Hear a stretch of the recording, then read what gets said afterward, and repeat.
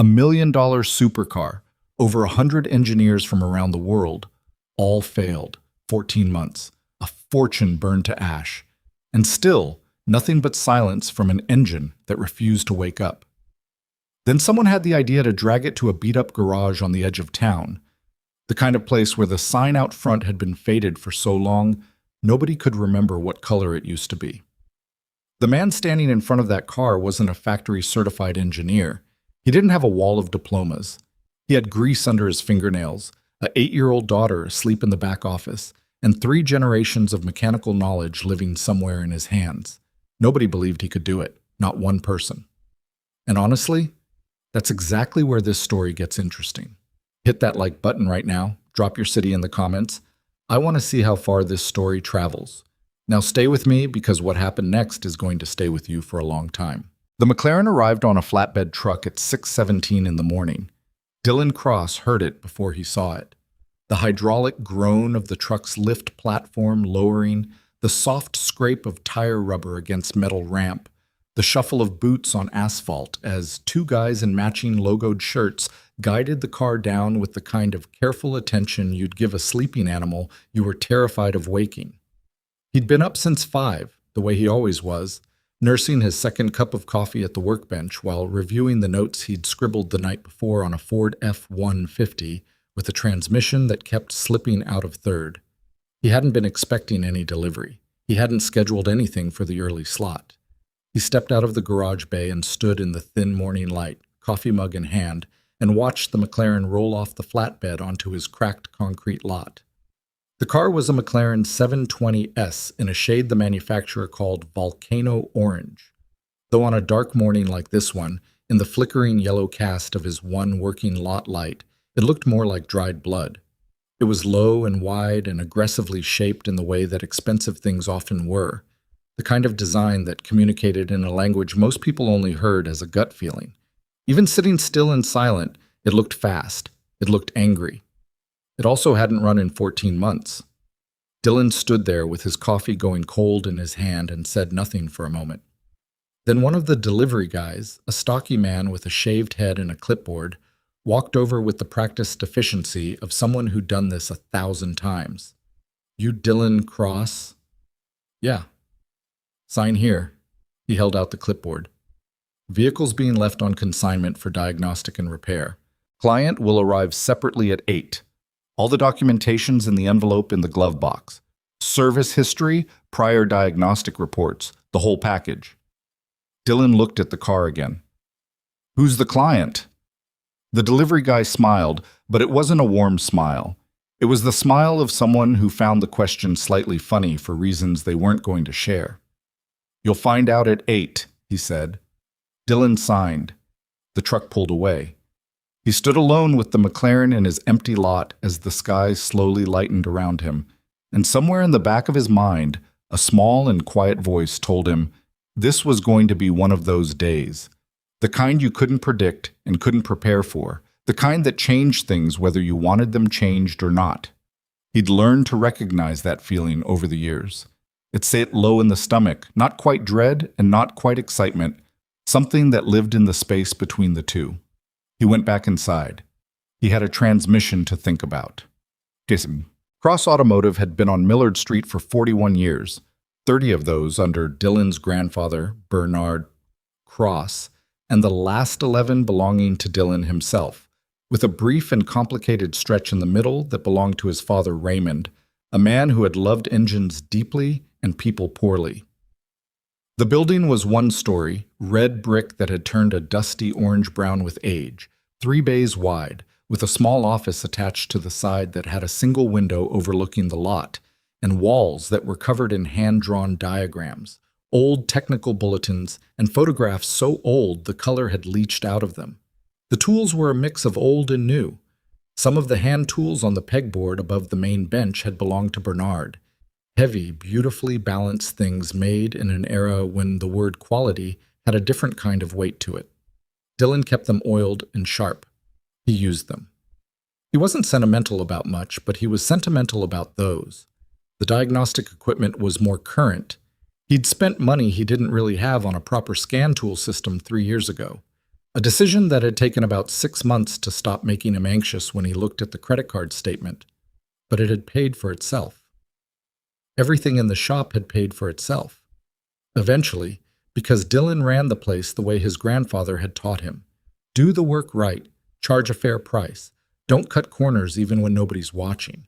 It wasn't a philosophy that made you rich, but it kept you whole. He had 2 employees, Marcus Webb, a 53-year-old veteran mechanic who had worked alongside Dylan's father for a decade before the accident, and Jared Tillis, a 24-year-old kid from the East Side neighborhood who had shown up 3 years ago asking for a job with no resume and no formal training but with hands that already seemed to understand machinery at some cellular level. Dylan had given him a chance. He hadn't regretted it. Neither of them came in until 7:30. Until then, Dylan had the shop to himself, which was how he preferred the early hours. Quiet, just him and the cars and whatever problem needed solving. He pulled the documentation envelope out of the McLaren's glove box and sat down at his workbench with it. The service history was extensive, 312 pages, printed and organized in a binder, with a second binder containing diagnostic reports. He didn't read every word. There wasn't time for that, but he read enough. The car had been delivered new in March of the previous year to a collector in Connecticut. It had run flawlessly for approximately 600 miles before the engine simply stopped during a highway drive. No warning lights, no unusual sounds reported by the driver. The engine had simply quit. What followed was documented in exhausting detail.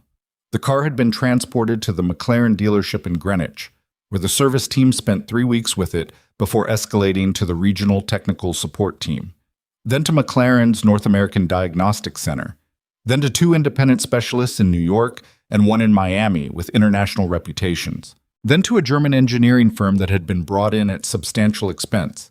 Dylan could see the invoice total at the bottom of 1 page, and his eyebrows moved involuntarily.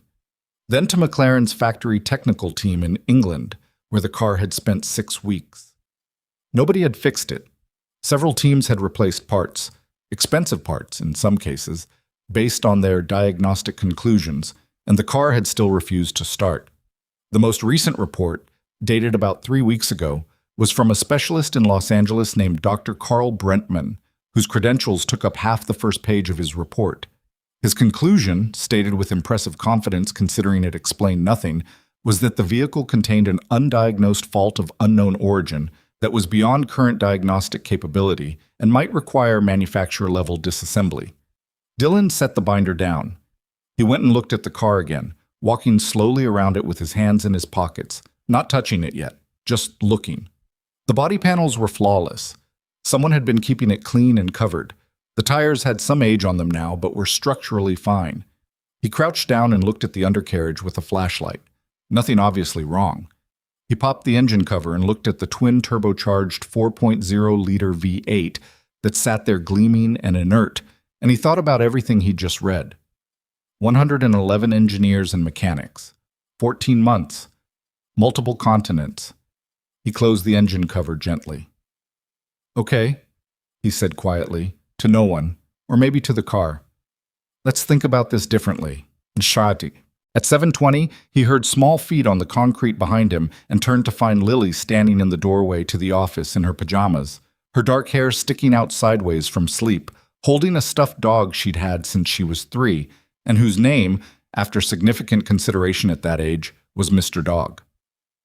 "You were already in the shop when I woke up," she said. Not accusatory, just noting a fact, the way she did most things. "I had an early delivery." She came over and stood beside him, looking at the McLaren. She was 8 years old, and she'd been coming to the shop since she was an infant, sleeping in a car seat propped on the workbench while Dylan worked. So she didn't have the kind of reaction to exotic cars that other kids her age might have had. She looked at it the way she looked at everything, studying it. "That's fancy," she said. "It is." "Is it broken?" "It is." "Bad?" "Pretty bad." He paused. "A lot of people already tried to fix it." She looked up at him. She had her mother's eyes, dark and direct, and sometimes when she looked at him that way, he had to consciously not look away. "And they couldn't?" "Not yet." She considered this. "Are you going to fix it?" I'm going to try. She nodded, apparently satisfied with this, and went back inside, presumably to find breakfast. Dylan watched her go. Sophie Cross had died 4 days after Lily's first birthday. An aneurysm. The kind that gave no warning and no window for intervention. She had gone to sleep next to Dylan on a Tuesday night and hadn't woken up on Wednesday morning, and the world had rearranged itself permanently around that fact in the hours and days and months that followed. Dylan had been 25 years old with a 1-year-old daughter and a garage to run and a grief that he had no language for, so he had done the only thing he knew how to do. He had worked. He had kept showing up. He had learned how to braid Lily's hair from YouTube videos at midnight and how to pack a school lunch and how to answer, as honestly as he could, the questions a growing child asks about a mother she doesn't remember. He had done it imperfectly. There were nights when he ran out of patience too fast, and mornings when he was so tired that getting both of them out the door felt like a genuine physical achievement. There were parent-teacher conferences where he sat across from kind people and felt the specific exhaustion of being one person trying to do what was usually two people's work. He made mistakes, he lost his temper occasionally, and always felt bad about it afterward. He fed Lily cereal for dinner more times than he would admit to anyone, but he had never stopped. And he had never let the shop go, because the shop wasn't just a business, it was the thing his grandfather had built, and his father had tried to run, and Dylan had rescued from the edge of collapse when he came back from 2 years doing fleet maintenance in the Army at 22. It was the physical record of 3 generations of men who had understood machines and tried to live decently. It was the most solid thing he had. He wasn't going to let a McLaren that had defeated 100 other people defeat him. But he also knew, as he stood in the morning quiet waiting for 8 o'clock, that he wasn't going to be able to fool himself about the odds. She arrived at 5 minutes past 8 in a black Escalade that parked on the street because the lot wasn't big enough, and she got out with the kind of posture that communicated a specific relationship with the world, upright, controlled, the body language of someone who was accustomed to walking into rooms and having the dynamic shift. She was younger than Dylan had expected, somewhere around 30, with dark hair pulled back and wearing a coat that probably cost more than a month of his mortgage. There were 2 people with her, a man in a suit carrying a tablet, and a woman who appeared to be taking notes on a phone, but they stayed by the Escalade. She came into the lot alone. She stopped when she saw the garage. Dylan watched her face and saw the exact moment the assessment happened. The cracked lot, the faded sign, the mismatched bay doors, the general evidence that this was not a high-end facility. She looked at the building, and then she looked at Dylan, standing in the doorway in his work clothes, and he could see her recalibrating whatever she'd been expecting. "Mr. Cross?" she said. "Yeah." "Vanessa Ashcroft." She didn't extend her hand immediately. "I own the McLaren." Dylan knew the name. Most people who paid attention to business news knew the name, Ashcroft Capital, the investment firm she'd built from almost nothing starting when she was in her early 20s. A company whose growth trajectory had been written about in approximately every major financial publication over the last 5 years. She was 30 years old and worth somewhere north of $800 million, depending on which estimate you believed. She was also standing in his parking lot looking at his garage, with an expression she was doing a decent job of controlling, but not quite controlling completely. "I read through the documentation this morning," Dylan said. "All of it." "Then you understand the situation." She finally walked toward him. "I want to be direct with you, Mr. Cross. I've worked with some of the most qualified mechanical engineers in the world on this vehicle, teams with equipment and resources that are considerably—" She paused, and he could see her choosing the word carefully. "More extensive than what's available here. I was referred to you by someone I trust, which is the only reason I'm standing here, but I have to be honest about my expectations." "What are your expectations?" She looked at him steadily. "I expect you to fail. I'm hoping to be wrong." There was a silence. Behind Dylan, inside the shop, he could hear Marcus arriving. The sound of the side door opening, a bag hitting the bench, the radio flickering on for a moment before Marcus turned it back off, because he knew Dylan didn't like music in the morning. Dylan said, "Who referred you?" "Louis Gaida. He said you fixed a Koenigsegg 3 years ago that 2 other shops had given up on." He was quite specific.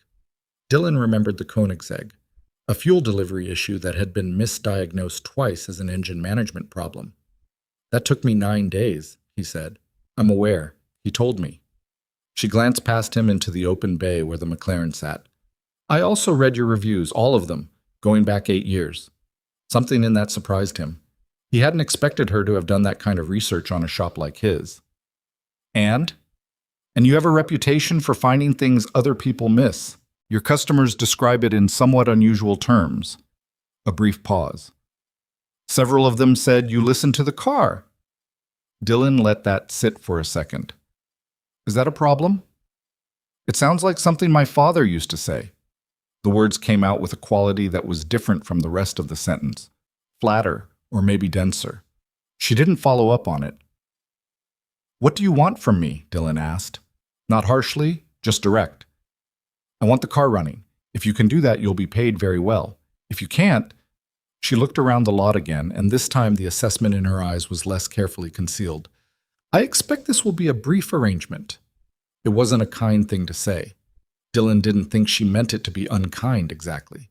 He thought she probably operated in environments where directness had long since replaced diplomacy as the default, and that the directness had maybe sharpened over the years into something a little harder than directness needed to be. But he didn't say any of that. He said, I don't work on a guarantee. No honest mechanic does. I'll work the problem and charge you fair rates. If I find it, I find it. If I don't, you pay for my time and take the car. She studied him. He had the sense she was genuinely looking at him, not at his clothes or his shop, but at him. All right, she said. One more thing, Dylan said. What?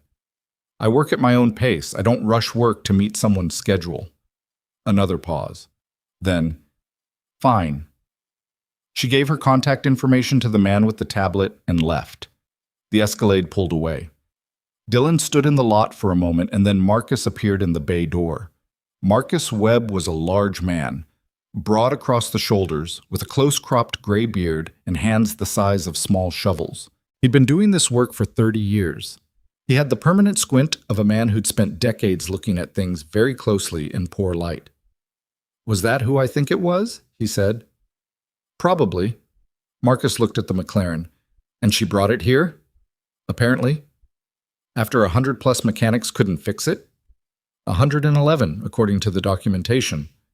Marcus was quiet for a second, then, well, no pressure. None at all, Dylan said, and went back inside. The morning passed in the normal rhythm of the shop. Jared came in at 8:30 and got started on a brake job. Marcus finished the F-150 transmission work that Dylan handed off to him so Dylan could focus on the McLaren. There were 2 phone calls from regular customers, a delivery of parts they'd been waiting on, and a brief argument with an insurance adjuster on behalf of a customer whose estimate had been disputed. An argument Dylan won calmly and by citing specific documentation, which was usually how he won arguments. He didn't touch the McLaren until almost 10. When he did, he started the way he always started.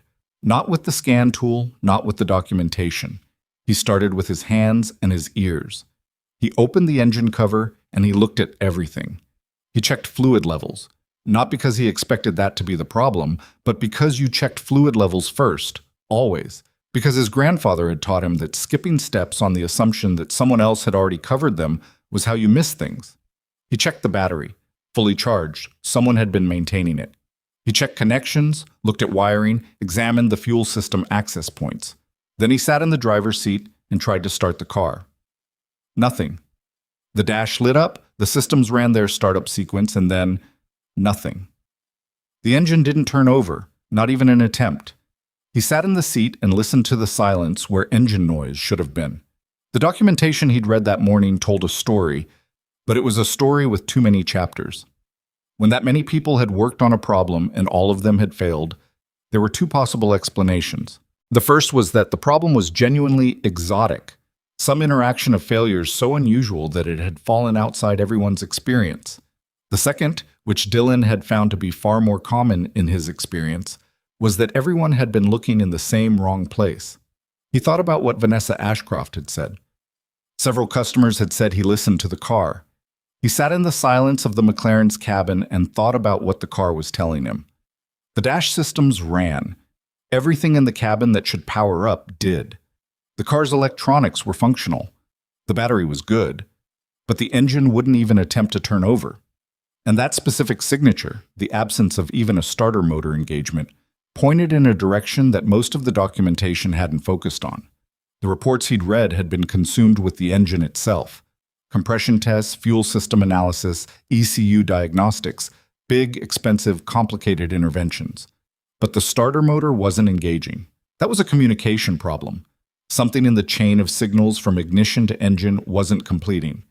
And in a modern car, that chain ran through an electronic control module, a device that sat between the driver's inputs and the car's mechanical response, translating one into the other. He got out of the car. He went to his bench and pulled out the wiring diagram for the 720S that he'd downloaded at 6 in the morning and printed out. 12 pages of dense technical illustration. He spread them on the bench and stood over them for a long time, tracing pathways with his finger, thinking. Marcus came and stood next to him after a while. He didn't say anything. He looked at the diagrams and then at Dylan. ECM, Dylan said. The others checked it, Marcus said. Not disagreeing, just noting. They checked what it reported about itself. I want to check what it's actually doing. Marcus looked at him for a moment. That's like asking a liar if they're lying. Exactly, Dylan said. Gechabt. The test took 3 hours. Dylan didn't use the standard diagnostic approach. The scan tool plugged into the OBD port, reading the codes the ECM provided about itself.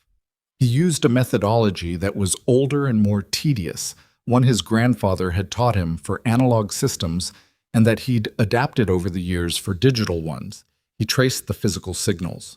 With a multimeter, with an oscilloscope he'd borrowed from the community college automotive program 3 years ago and never quite gotten around to returning, and with a wiring diagram held in place on the corner of the bench with a coffee mug, he followed the actual electrical behavior of the ECM in real time. What he found took him a while to fully believe. The module was working, it was powered, it was communicating, it was running its processes. But the signal it was sending to the starter relay was wrong. Not absent, wrong. It was transmitting a voltage that was within a range the system accepted as valid, but that was consistently about 4% below the threshold required to trigger the relay. The starter relay received the signal, evaluated it, and did nothing, because the signal read as a near miss rather than a command. And the ECM was reporting to any diagnostic tool connected to it that the signal was fine. It was reporting incorrect data with complete consistency. Every scan, every diagnostic session, every engineer who had plugged in and read the codes had received the same false positive. The module was saying, "I'm doing my job." The module was lying. Dylan stood back from the bench. He looked at Marcus. Marcus looked at him. The ECM, Dylan said, is transmitting a signal that's off by about 4%, sending the relay a near miss every time, reporting itself as nominal. Everything else in the system is working correctly. The engine, the starter motor, the relay, the battery, all functional. The translator between the ignition command and the mechanical response is transmitting corrupted instructions and covering its tracks. Marcus was quiet for a long moment. How much is a replacement ECM for a 720S? Dylan had already looked this up. About $1,800 from the aftermarket supplier. Might be more for OEM. $1,800, Marcus said it slowly. And every one of those specialists didn't check the physical signal independently. They trusted what the module said about itself. Dylan picked up his coffee, which was cold, and drank it anyway. Nobody went analog. They had better equipment than me. They just all did the same diagnostic that produced the same false result. Marcus made a sound that wasn't quite a laugh. So she spent a lot of money, Dylan said, chasing a problem that was never where anyone was looking for it. He went to his phone and searched for the part number. 2 suppliers had it in stock, saw one could overnight it for an additional fee. He pulled up the pricing, did the math on labor, and wrote a number on a piece of paper that was considerably smaller than the invoices he'd seen in the documentation binder. Then he called Vanessa Ashcroft's contact. The man with the tablet answered on the second ring. Tell Miss Ashcroft I've found the problem, Dylan said. And tell her what I found so she has time to think about it before she gets here. Because when she hears what it is, she's going to need a minute. She arrived back at the shop at 4 in the afternoon, without the Escalade this time. A different car, a silver one, parked by the curb. She came into the bay where Dylan was standing next to the McLaren with his wiring diagrams on the bench and a clear, organized set of notes he'd written up about the diagnostic process. She listened without interrupting. When he finished, she was quiet for a moment. An electronic control module, she said. Yes. That reported itself as functioning normally. Every time, to every diagnostic tool anyone connected to it. Another silence. And no one checked the actual signal independently. Not according to the documentation. The standard diagnostic approach in modern vehicles is to trust what the ECM reports about itself. That's by design. The module is supposed to be the authority on its own function. In this case, the module had a defect that fell in a very specific range, not enough to be obvious, enough to prevent the car from starting. Vanessa looked at the car. He couldn't tell, watching her face, what she was feeling. The control was back in place, the composed professional expression that had been the primary register of their first conversation. But there was something underneath it, something that pulled at the corners of her eyes. 14 months, she said quietly. I know. 3 continents. Yes. She turned and looked at him directly. Why did you find it when no one else did? Dylan thought about the question honestly, which was the only way he knew how to think about things. I don't know for certain, he said. Partly it's that I don't have the equipment that most of those teams had, so I defaulted to an older methodology, tracing the physical signal rather than reading the diagnostic report. And partly, he paused. Partly it's that I started without a theory. All those teams had theories before they started because they'd been briefed on what everyone else had tried and failed with.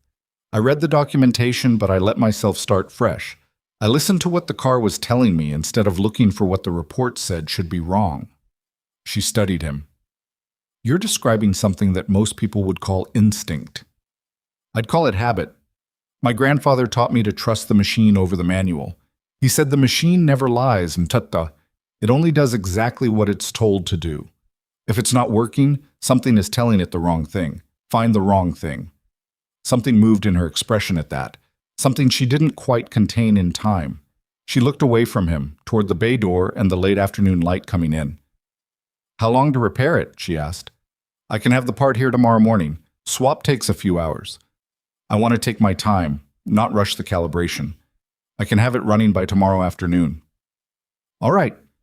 She reached into her coat and produced a card. Call this number when it's done. Not the tablet. This one. Dylan took the card. I'll send you a quote tonight for the work. She was already turning to leave. Then she stopped. She stood with her back to him for just a moment. My father used to say the same thing, she said, that the machine never lies. She left before Dylan could respond. He stood in the bay with the card in his hand and the late light coming through the door and the McLaren sitting silent beside him, and he thought about what her voice had sounded like on those last 4 words, and he filed it away in the part of his mind where he kept the things that didn't have explanations yet. That night, after Lily was in bed, Dylan sat at the kitchen table with the technical diagrams and a cup of tea he'd made and mostly forgotten, going over his notes from the day. It was 11:30. He should have been asleep. He had an early morning and a repair that required precision and patience. He sat there and thought about 111 mechanics and engineers who had all trusted a corrupted data source. And he thought about his grandfather Bernard standing at a bench, not unlike the one in the shop, teaching a 12-year-old Dylan how to trace a circuit with a multimeter when the diagnostic manual said there was nothing wrong. Don't ask the machine what's wrong with the machine, Bernard had said. It'll tell you whatever it wants to tell you. Ask the machine what it's doing. He thought about the way Vanessa Ashcroft had said my father used to say the same thing. He ordered the ECM at 11:45 from the overnight supplier, confirmed the delivery for 7 a.m., and went to bed. He lay in the dark for a while before sleep came. The house was quiet except for the particular sounds it made at night. The refrigerator cycling, a branch against the side of the house in the light wind, The small sounds from Lily's room that weren't quite snoring but were something in the neighborhood of it. He thought about the McLaren. He thought about the straightforward, unfussy satisfaction of having found the thing that everyone else had missed, not through brilliance, but through patience and a willingness to start without assumptions. He thought about the 4%. 4% between a signal that worked and a signal that didn't. 4% in a module that had been covering its own failure for 14 months, telling everyone who asked that it was fine, that the problem was somewhere else, that it was doing its job. He'd seen that before, in cars. He'd seen versions of it in people too, though he'd never said so out loud because it sounded like the kind of thing someone said when they were trying to seem more philosophical than they actually were. He fell asleep thinking about it, and his last coherent thought before sleep took him was that tomorrow was going to be a long day, and that somewhere in that long day the McLaren was going to wake up, and that when it did, he genuinely had no idea what was going to happen next. The part arrived at 6:53 in the morning, 7 minutes ahead of schedule, in a plain brown box that gave no indication of what was inside or what it was about to change. Dylan had been in the shop since 6. He'd slept better than he expected, 5.5 hours, which wasn't enough but was what he usually got. And he'd been at his bench with his notes and a fresh cup of coffee when the delivery van pulled up, and a teenager in a red vest set the box down on the lot without ceremony and drove away. Dylan brought it in, set it on the workbench next to the McLaren, and did not open it immediately. He stood there for a moment and looked at the car the way he sometimes looked at a problem before touching it, gathering himself, getting clear. His grandfather had called it reading the room. His father had called it stalling. Dylan thought it was probably somewhere between the two. Then he opened the box. The electronic control module was smaller than you'd expect for something that had defeated so many people. It was a compact, unremarkable rectangle of circuit board and housing, the kind of component that was invisible to anyone who didn't know to look for it. Dylan held it up under the bay light and examined it, turned it over, checked the connector ports. It was the correct part. Everything matched the specifications he'd confirmed the night before. He set it on a clean cloth on the bench and went to get his tools.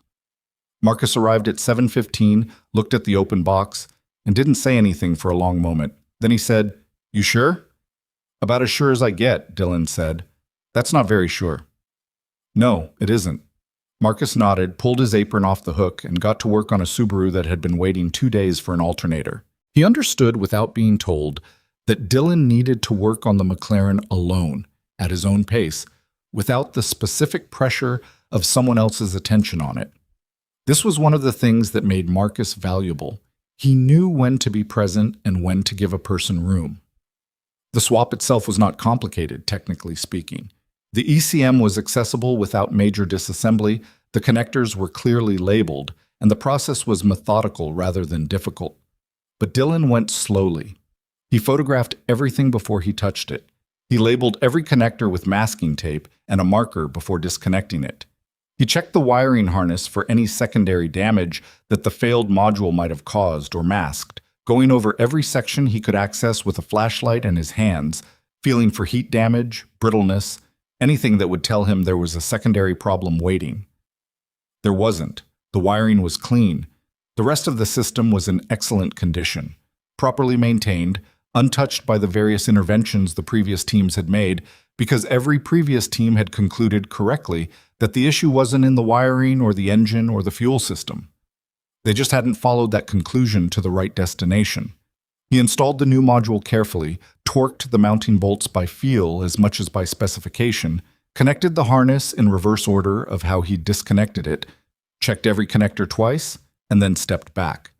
It was 9:47 in the morning. He got in the driver's seat. From the bay doorway, Jared, who had arrived at 8:30 and had been doing an extremely unconvincing job of pretending not to watch, was standing with his arms crossed. Marcus had come to the doorway of the Subaru bay. Nobody said anything. Dylan pressed the ignition button. The McLaren 720S started on the first try. Not just started, woke up. The 4.0-liter V8 came to life with a sound that was startling in the enclosed space of the bay, a deep mechanical voice that filled the room and bounced off the walls and rattled something small and metal on the bench behind Marcus. The gauges lit up, the systems ran their checks, and the engine settled into an idle that was steady and even and completely, utterly correct. Dylan sat in the driver's seat and said nothing. He listened. He let it idle for 30 seconds, watching the temperature gauge, watching the oil pressure, listening for anything in the engine note that suggested a problem elsewhere. There was nothing. The car ran the way an expensive, meticulously engineered machine runs when all of its components are doing exactly what they're designed to do, which is to say, it ran as though it had never stopped. He shut it off. He got out. Jared made a sound that was somewhere between a laugh and something less composed. Marcus was quiet, but his expression had changed. The chronic low-level tension that he carried in the muscles around his eyes had loosened slightly, and for Marcus Webb, that was roughly equivalent to anyone else doing a victory dance. "Well," Marcus said. "Yeah," Dylan said. He took a breath. He walked to his bench and picked up his notes and began writing up the repair documentation, because that was what you did next. You documented everything, clearly and completely, so that anyone who looked at the car later would understand exactly what had been done and why. It wasn't exciting work. It was necessary work, and Dylan had never been able to tell the difference between those two things in any way that actually mattered. He called Vanessa Ashcroft at 10:15. She answered on the second ring.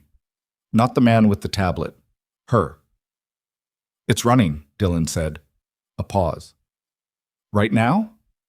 "I started it about half an hour ago. Let it idle for a few minutes. Everything looks nominal. I'll run it again before you come. Let it warm up fully. Make sure the repair holds under normal operating temperature." Another pause. Longer. "And it was the ECM." "Yes, I'll have full documentation for you. The diagnostic methodology, the specific fault I identified, the part that was replaced, everything. You'll have a complete record of what was done and why."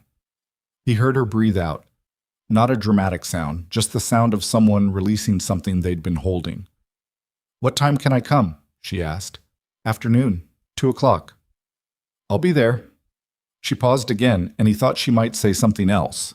But she didn't. She ended the call.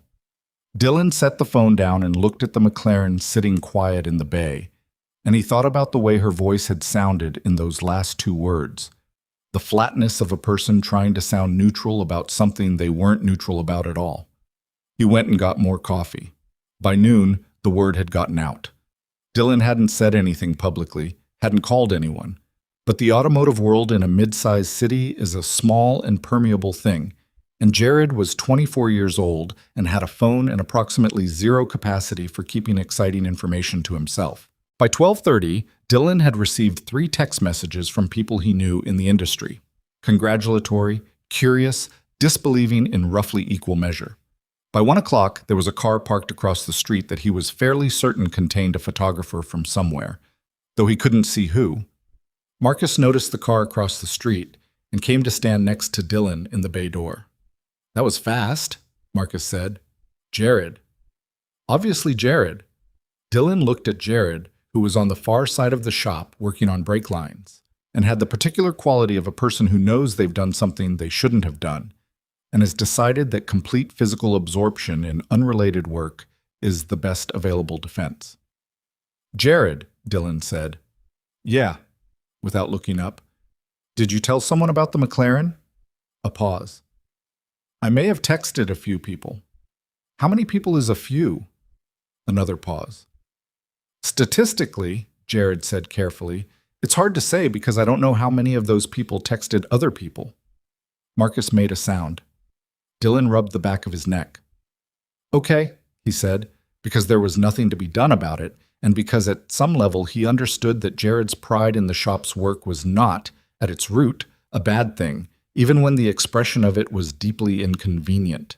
He spent the next hour and a half doing the final verification work, running the McLaren again, taking it up through its temperature range, checking all the systems, making sure the new ECM was calibrating correctly with the rest of the vehicle's electronics.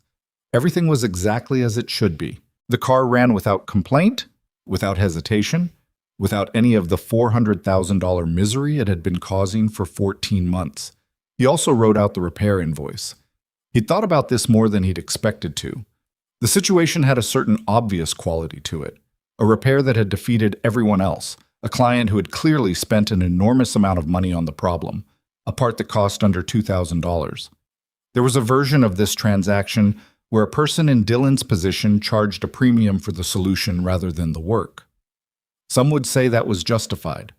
The insight, the methodology, the thing nobody else had found, surely that was worth more than the straight cost of parts and labor. He wrote the number out and looked at it. Parts cost plus 3 hours of diagnostic labor at his standard rate, plus 2 hours of installation and documentation. Tax. That was it. He was aware that this number was going to surprise her. He was also aware that it was the right number. The actual cost of the actual work, fairly priced, which was how he'd always done it and how he intended to keep doing it regardless of who the client was or how much money they had. His grandfather had charged a fair price for a fair day's work because he believed, with a sincerity that had nothing performative about it, that there was a kind of dignity in that exchange that got destroyed the moment you started letting the other person's wealth determine what something cost. Dylan had grown up with that belief the way other kids grew up with religion. It was just the air inside the house. He folded the invoice and put it in an envelope. At 1:55, he saw the Escalade park on the street. But it wasn't just the Escalade. There were 2 other cars with it, and as Dylan watched from inside the bay, he realized that several people were getting out.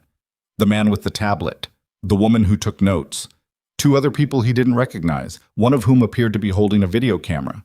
And then Vanessa Ashcroft, in a different coat from yesterday, dark green this time, standing on the sidewalk looking at the garage with an expression Dylan couldn't read from this distance. And someone else. He took him a moment to realize who. Another man, older, in a heavy jacket, standing a little apart from the others with his arms crossed.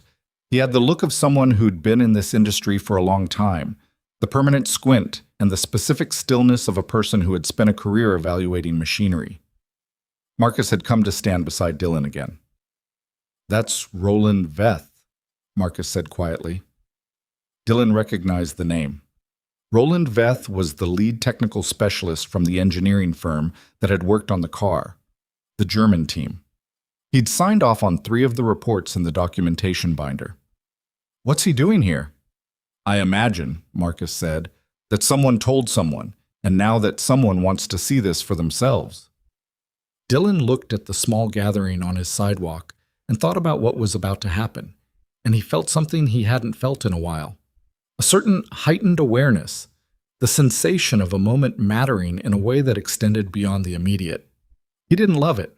He wasn't the kind of person who needed his moments to matter publicly, but he recognized it, and he didn't look away from it. "All right," he said, "let's get the car out of the bay." He drove the McLaren out himself, slowly, and parked it in the center of the lot. By the time he got out and turned around, the group from the sidewalk had come through the gate and were standing in a loose semicircle at a respectful distance from the car. Vanessa was at the front. Roland Veth was to her right, and his expression had the quality of a man preparing to be skeptical. A small figure had also materialized at Dylan's elbow, because Lily had apparently finished her after-school tablet time in the office and come to see what was happening.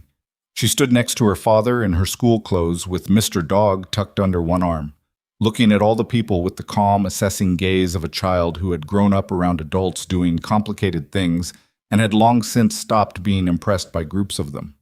Vanessa looked at Lily. Something in her face shifted. "This is your daughter?" she said to Dylan. "Yeah, Lily." Lily looked up at Vanessa. "Are you the lady with the orange car?"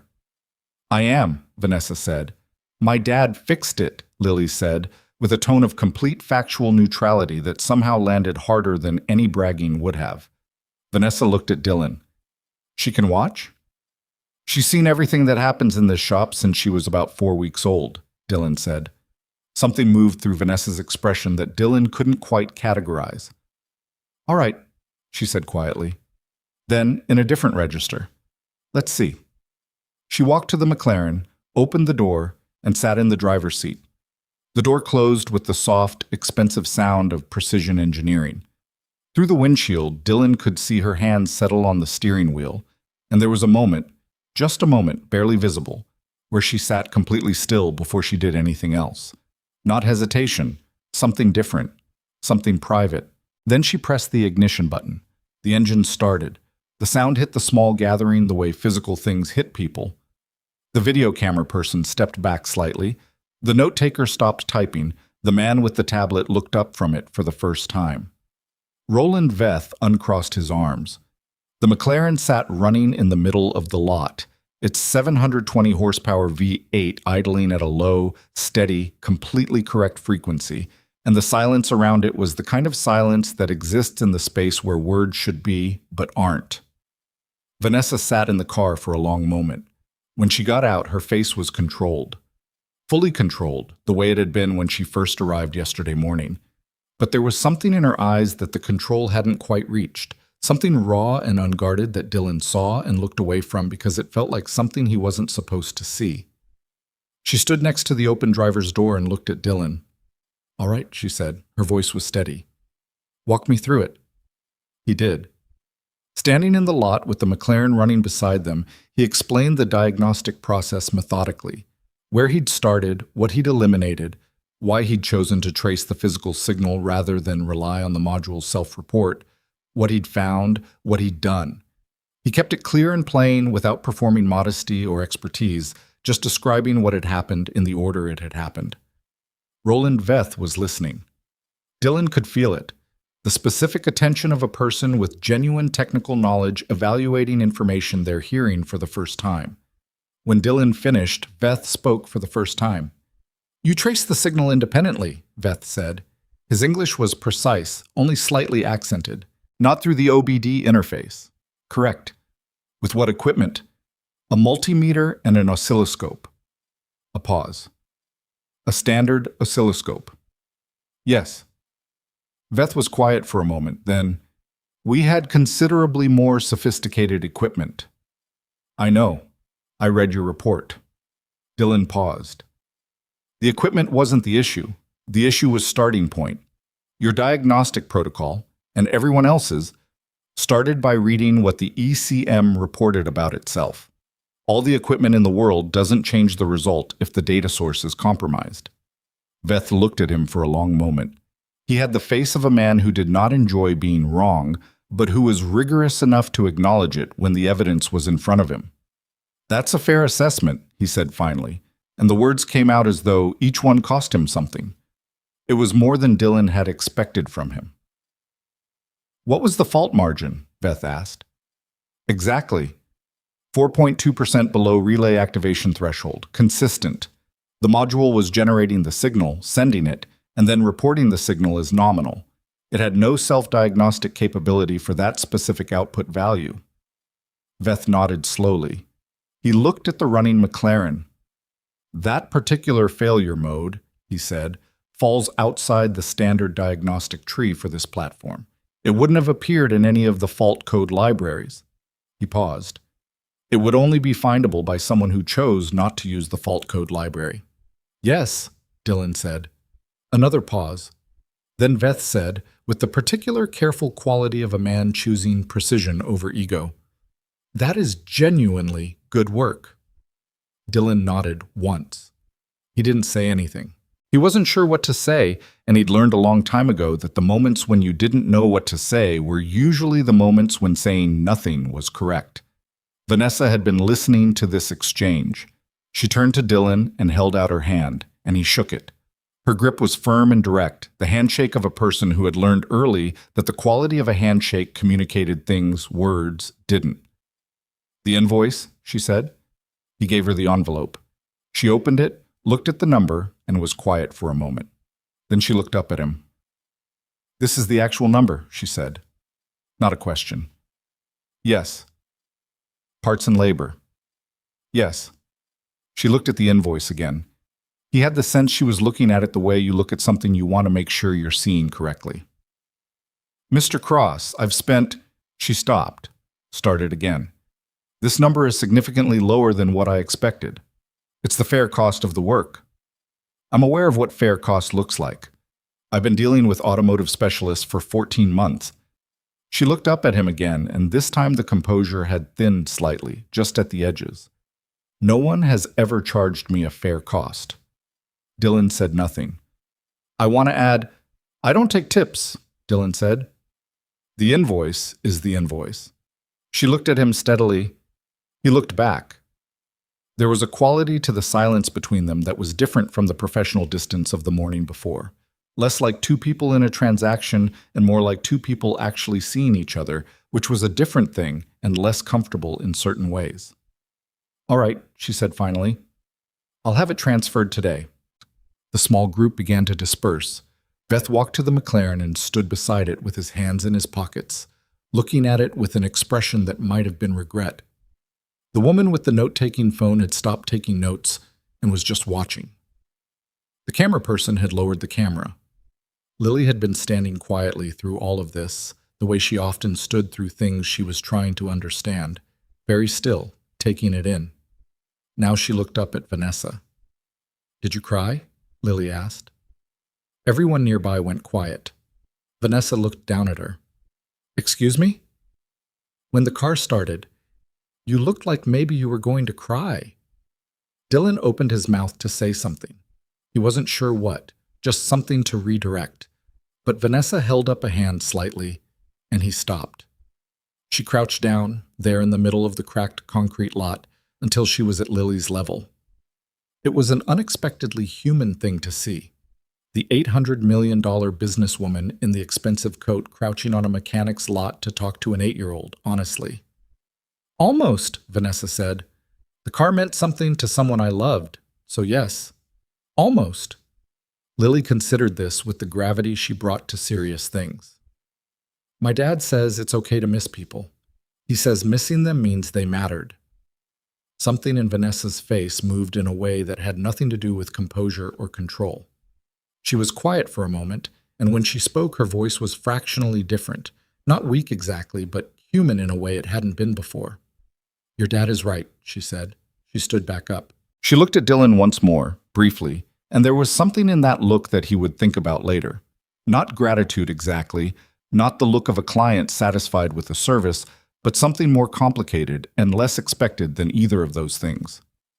Then she turned and walked back to the Escalade with the measured, controlled stride of a woman who had built her life on appearing unaffected by things that affected her deeply. And Dylan watched her go and thought about what his daughter had just said with the artless precision that children sometimes achieve without trying. And he thought about the grief that lived under all that composure. And he thought that he understood something about Vanessa Ashcroft now that had nothing to do with money. The McLaren was loaded back onto a flatbed at 4:30. The same two delivery guys from yesterday, or possibly different ones who looked exactly the same, guided it up the ramp with the same careful attention as before. Dylan watched it go from the bay door. Marcus came to stand beside him. "That was something," Marcus said. "Yeah." "Roland Veth said it was good work." "I heard." Marcus was quiet for a moment. "You know this isn't going to stay quiet. Word's already out." Dylan knew.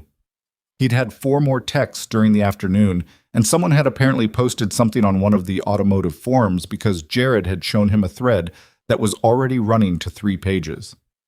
He didn't feel good about this or bad about it in any particular way. It was just the way things move now, quickly and without much control from anyone at the center of them. "We'll deal with it," Dylan said. "The phone's going to start ringing." "Let it ring." Marcus looked at him. "You're not excited about this." Dylan thought about it. "I fixed a car," he said. "I fixed cars before." "Not that car. Not after that many people couldn't." "Same thing," Dylan said. "Trace the signal. Don't trust a broken source. Start without a theory."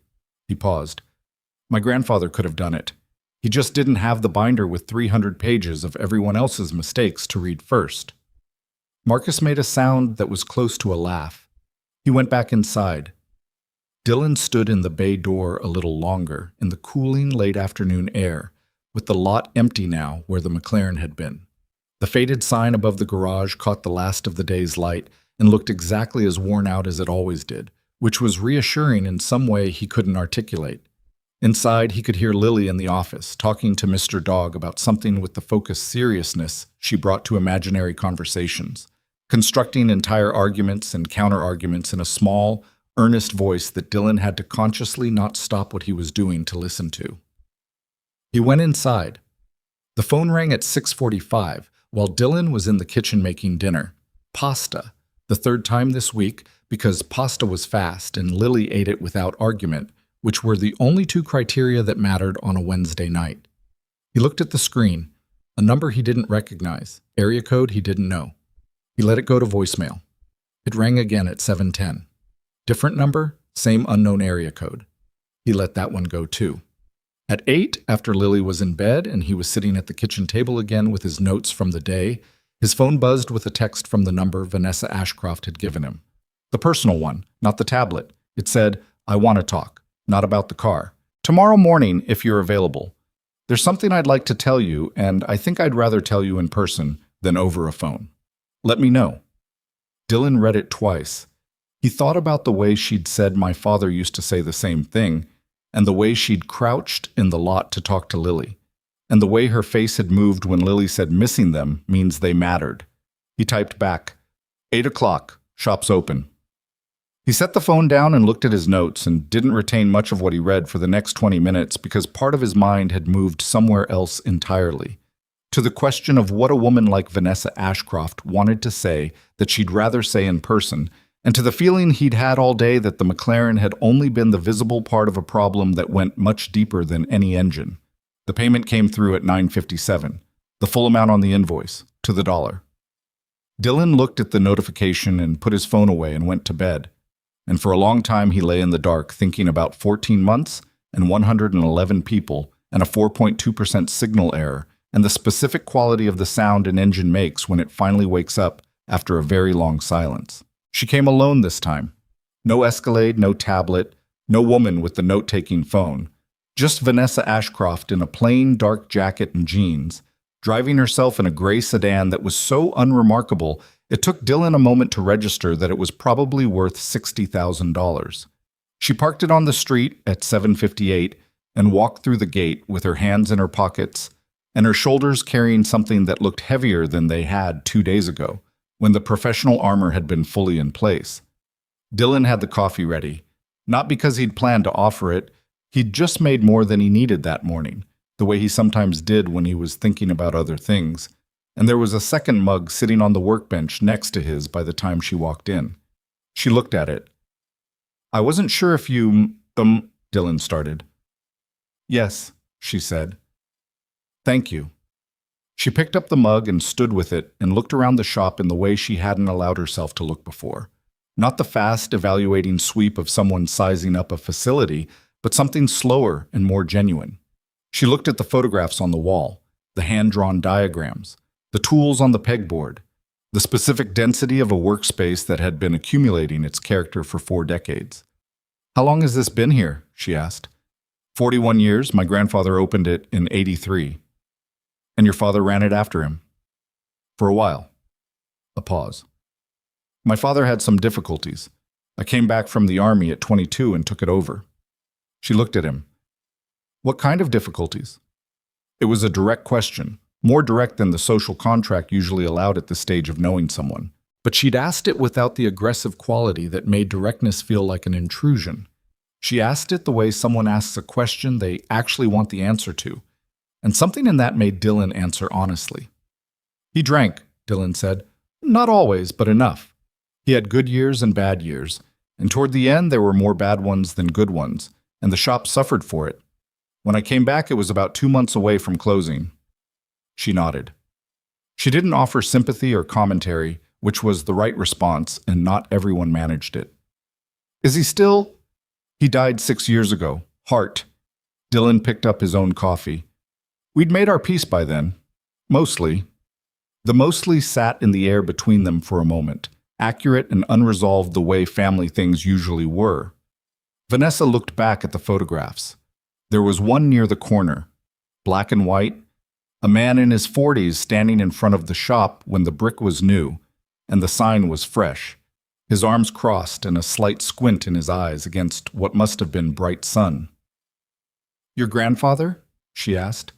"Bernard Cross, 1985. She looked at it for a long time. "He looks like a man who knew exactly who he was." Dylan considered that. "He did. It wasn't always comfortable to be around, but yes." She turned away from the photograph and looked at Dylan, and the thing he'd seen in her eyes in the lot, the raw, unguarded quality that had appeared when Lily spoke to her, was present again now, more openly, because there was no audience this time, and apparently she'd decided that whatever she'd come here to say required showing up without the usual insulation. "I owe you an apology," she said. Dylan started to say something dismissive, the instinctive reflex of a person who doesn't like making other people uncomfortable, but she held up a hand slightly and he stopped. "I was condescending to you," she said, "from the moment I arrived. I looked at your shop and I looked at you and I made a judgment that had nothing to do with your actual capabilities and everything to do with my own," she paused, chose her word carefully, "assumptions. I told you I expected you to fail. I said it as though that was a reasonable thing to say to a professional who'd agreed to help me." She stopped. "It wasn't reasonable. It was rude, and it came from a place in me that I'm not proud of." Dylan looked at her. "You were right that plenty of people expected me to fail, including people who know me. That doesn't make what I said less dismissive." "No, it doesn't." He paused. "I accepted the apology before you finished saying it." Something in her expression shifted. Not relief exactly, more like the careful lowering of something she'd been holding up. "You're easier about this than I deserve. I didn't fix your car to teach you a lesson. I fixed it because that's what I do." He paused. "The lesson, if there is one, is yours to figure out." She looked at him for a moment, and then she almost smiled. A brief, asymmetrical thing that appeared and disappeared quickly, like a door opening onto something and then closing again. "That's what I wanted to talk to you about," she said. "The lesson, as you put it." She set down the coffee mug and moved to the bench, not in a proprietary way, but with a kind of purposeful settling, like she was getting ready to say something she'd been organizing for a while and wanted to get the order right. "My father's name was Gerald Ashcroft," she said. "He died 22 months ago. Pancreatic cancer, the kind that gives you about 4 months between diagnosis and the end, which is exactly as brutal as it sounds." She said this directly, without the careful management of tone that people often used around death, just stating the facts the way you state facts when you've had enough time to stop being destroyed by them and started being shaped by them instead. He was 63 years old. He'd spent his whole life building things with his hands. Not cars specifically. He was a general contractor, custom homes mostly. He had a crew of 12 people, and he worked alongside every one of them. He could do the framing himself at 60 years old, and he could read a set of architectural drawings faster than most architects. She paused. "He was also terrible at business," she said, and there was a complicated warmth in that, affection and exasperation sharing the same tone. "He charged too little. He trusted the wrong people. He extended credit to clients who didn't deserve it. He nearly went bankrupt twice. The second time I was 23 and I'd just started Ashcroft Capital, and I went in and restructured everything he owed and renegotiated 3 contracts and got him out of it." Another pause. "He thanked me. And then he told me I was too transactional about people, that I'd learned to see everyone as a risk to be managed instead of a person to be trusted. We had a significant argument about that." "Who was right?" Dylan asked. She looked at him. "Both of us. Which is the worst kind of argument to lose?" She picked up her coffee again, held it without drinking. "He bought the McLaren 8 months before the diagnosis. He'd wanted one his entire adult life, and he finally let himself do it. He took me for a drive on a Sunday afternoon in Connecticut, and he was—" She stopped, cleared her throat once. "He was happier than I'd seen him in years, just completely happy, like a kid." She paused. 6 weeks later, the doctors told him about the cancer. The shop was very quiet. From somewhere outside, the distant sound of the morning's first traffic. "He never drove it again after the diagnosis," Vanessa continued. "He said he was going to once he felt better, that he was saving it. But he didn't get better, and when he died it was still sitting in his garage with 600 miles on it, and I couldn't—" She stopped again, set the mug down. "I couldn't get rid of it, even after it stopped running.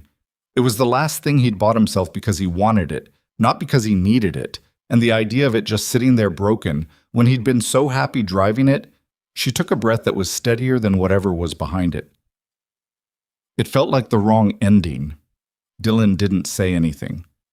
He understood, in a way that went past words, The specific gravity of an object that carries someone else's happiness in it after they're gone. He looked at the pegboard above the bench, at the tools that had been his grandfather's, and he understood exactly what Vanessa Ashcroft was talking about. "So you spent 14 months trying to fix it," he said. "I spent 14 months throwing money at people who told me they could fix it and then couldn't," she said, with a flicker of the sharpness he'd seen in her that first morning. "Which is different, and which—" she paused, and the sharpness faded into something more honest, "is also very much how I've operated for most of my adult life. When I can't control something, I find experts and I pay them, and I trust their credentials and I expect results. It works in most contexts." She looked at him. "It didn't work here." "No. Because all the experts were doing the same wrong thing with better equipment." "Yes." She was quiet for a moment. "Your grandfather's tools are up there," she said, nodding at the pegboard. "You can tell they're older, different manufacture. He bought most of them in the 70s, some in the 60s, and you use them every day." She looked at them for a moment longer. "When did he teach you?" "I was about 6 when I started following him around in here. He officially taught me, sat me down at the bench, and walked me through things. When I was 10, my father's contribution was less structured." "What did your grandfather teach you first?" Dylan thought about it. "He taught me how to listen. That was the first thing. He said if you put your hands on a machine before you've listened to it, you'll fix the wrong thing every time." A pause. "He used to say a machine is always telling you what's wrong. Most people just aren't patient enough to hear it." Vanessa looked at him with an expression he couldn't entirely read. "And that's what you did with the McLaren." "I tried to." "You succeeded. This time." She almost smiled again. "You're not going to take a clean compliment, are you?" "I'll take an accurate one." This time the smile came more fully. Still brief, still asymmetrical, but real in a way that the composed professional expression from earlier wasn't. It changed her face considerably. He hadn't expected that. "My father would have liked you," she said. The statement landed quietly and stayed there. "Before he died," Vanessa continued, "he told me he'd always wanted to do something for the people who did this kind of work. The tradespeople, the mechanics and the carpenters and the electricians, the people who actually knew how to make and fix things, the ones whose knowledge wasn't in any textbook or certification program, the ones who learned it from someone else who'd learned it from someone else going back generations." She paused. "He called it living knowledge. He said it was disappearing because nobody was making sure it got passed down, and that in 30 or 40 years we were going to need it, and it was going to be gone." Dylan looked at her. He'd thought about this himself more than once. The mechanics he'd known growing up, who had retired and taken with them entire libraries of practical knowledge that had never been written down anywhere.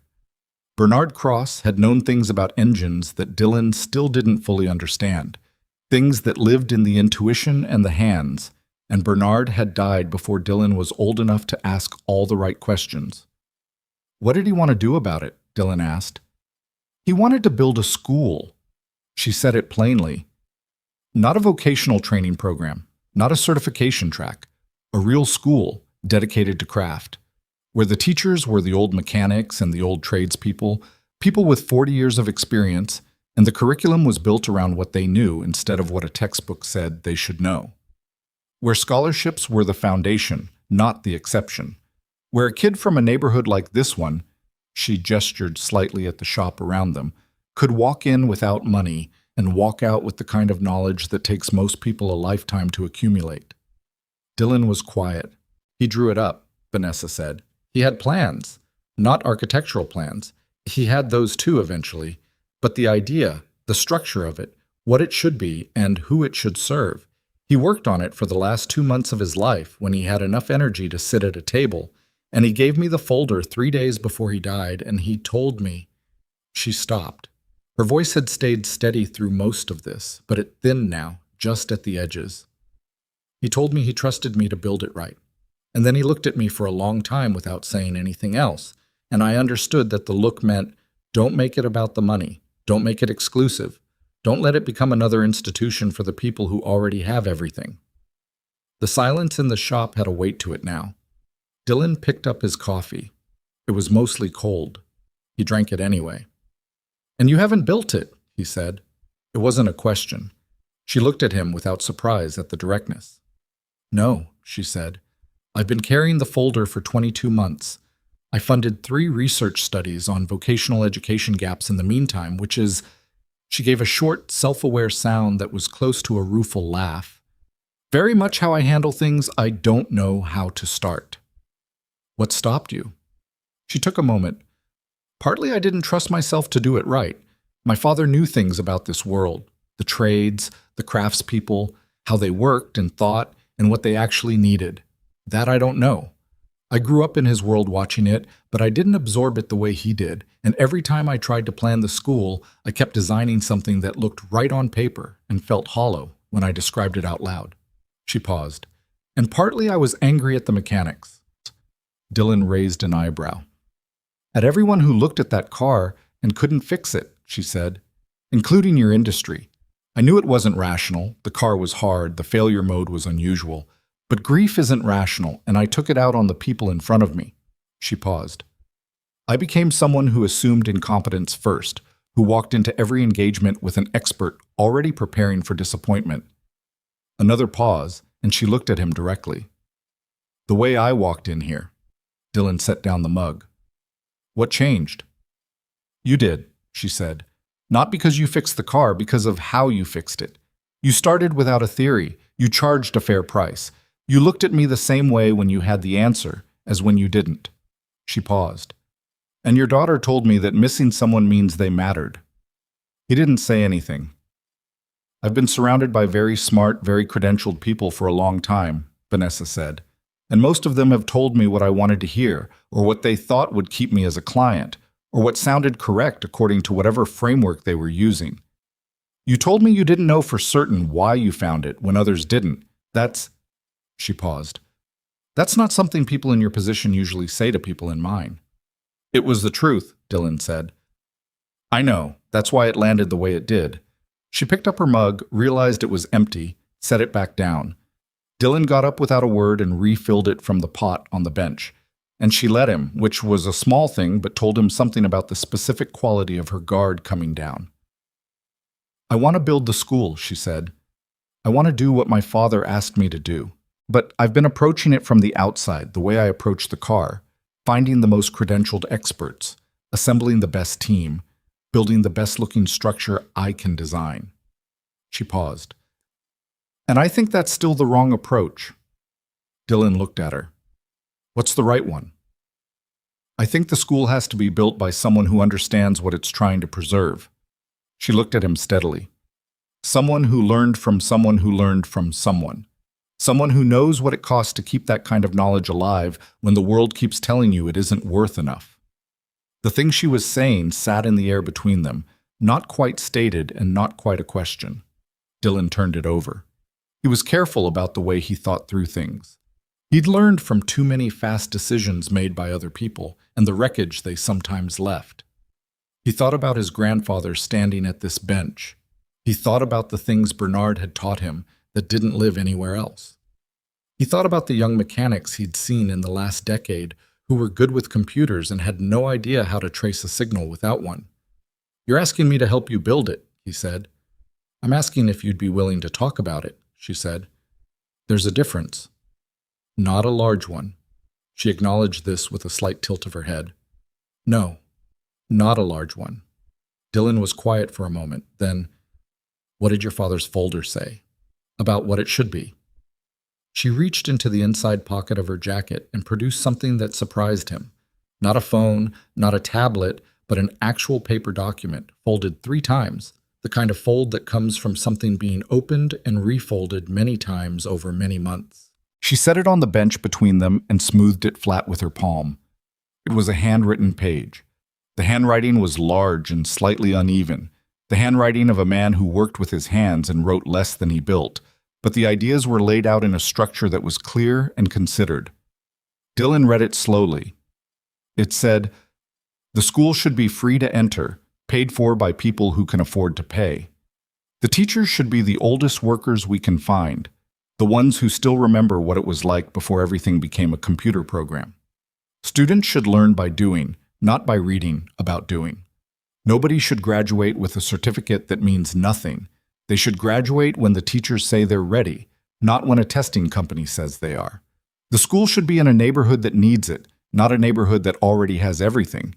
And it should be named for the work, not for the money. Dylan read it twice. He wrote that in the last month of his life, Vanessa said quietly. Dylan looked up from the page. He thought about Bernard Cross, who had believed things with the same undecorated clarity. The fair price, the honest work, the knowledge passed hand to hand across generations like something too valuable to put in a box. He was right about all of it, Dylan said. I know. The naming part especially. She looked at him. Why especially? Because everything named for money eventually becomes about money. Schools, hospitals, buildings. You name it for the work, and you keep people honest about what it's for. He paused. My grandfather would have called it keeping the mission in the room. Vanessa was quiet for a moment, looking at the handwritten page. Would you be willing to read the rest of the folder? She said. Not commit to anything, just read it, and tell me what's wrong with it from the perspective of someone who actually does this work. Dylan looked at her. He was aware, in the back of his mind, that this was a larger thing than it appeared. That sitting here in his garage with a billionaire asking him to help build a school was the kind of moment that tended to pull a person in directions they hadn't planned on going. He was also aware that the cautious response and the right response were not always the same thing. Bring the folder, he said. She exhaled. Not dramatically, just the small, quiet exhale of a person who has been carrying something for a long time and just set one small piece of it down. There's something else I want to say, she said. Go ahead. She picked up the smooth page and refolded it with the careful, practiced fold of someone who had done it many times. When I came here 2 days ago, I said I expected you to fail. I said it in front of your shop, in front of your employee, where your daughter could have heard it. She looked at him directly. I've been in business for 7 years, and I've made a lot of people feel small because I was too careless or too certain or too much in a hurry to think about what I was actually saying. I'm aware of this about myself. I've been more aware of it since my father died because he told me in one of our last real conversations that I had gotten very good at valuing things and very bad at valuing people. She paused. He wasn't wrong. Dylan looked at her and thought about what it cost to say something like that. Not the saying of it, but the arriving at a place where you could say it without flinching, where you could hold the accurate and unflattering assessment of yourself and speak it out loud to someone you'd met 3 days ago in a cracked concrete lot. My daughter's heard worse said to me than that, Dylan said. She's fine. That's not the point. No, it isn't. He paused. I hear you. They looked at each other for a moment in the particular quiet of a conversation that has said the things it needed to say and found its way to something that felt, tentatively, like solid ground. Then Marcus arrived. He came through the side door with his bag and his coffee from the place down the street. He stopped at every morning, took in the scene, Dylan at the bench, Vanessa Ashcroft standing across from him with an empty mug and an expression that was considerably more open than it had been 48 hours ago, and did the specific thing that made Marcus Webb invaluable, which was to read the room in approximately 1 second and respond to it correctly. Morning, he said to both of them, went to his apron hook, and started his day without another word. Vanessa looked at Marcus's back and then at Dylan with an expression that was close to amusement. He does that a lot? Every day, Dylan said. It's his greatest skill. She almost laughed. It was a small sound, but it was a real one, not the controlled professional version of amusement she'd offered earlier. A genuine thing, caught off guard, and it changed the whole quality of the room for a moment. Lily appeared in the office doorway at 8:23, in her school uniform, hair half braided, holding a hairband out in the direction of her father with the expression of a person who's been waiting patiently for a service that has not yet been rendered. Dylan looked at her. Give me 2 minutes. You said that 10 minutes ago, Lily said. I was talking. I know, you're still talking. Vanessa looked at Lily with the expression she'd had in the lot, something personal and not quite contained. Can I? She said. Lily looked at her with frank assessment. Then she crossed the shop, stood in front of Vanessa, and turned around. Vanessa's hands were not practiced at this. She was clearly working from knowledge rather than habit, the way you do something you've seen done, rather than something you've done yourself. She was slower than Dylan would have been, and the first attempt at the section closest to the nape of Lily's neck was a little uneven, but she didn't give up on it. She worked carefully, and Lily stood patiently in the way she stood for things that required patience. And after about 3 minutes, Vanessa fastened the hairband and stepped back. Lily reached back and felt the braid with both hands the way she always did, conducting her standard quality assessment. "It's good," she announced. Dylan looked at Vanessa's face, which was doing something complicated and quiet. She was looking at the back of Lily's head with an expression that had nothing professional in it at all.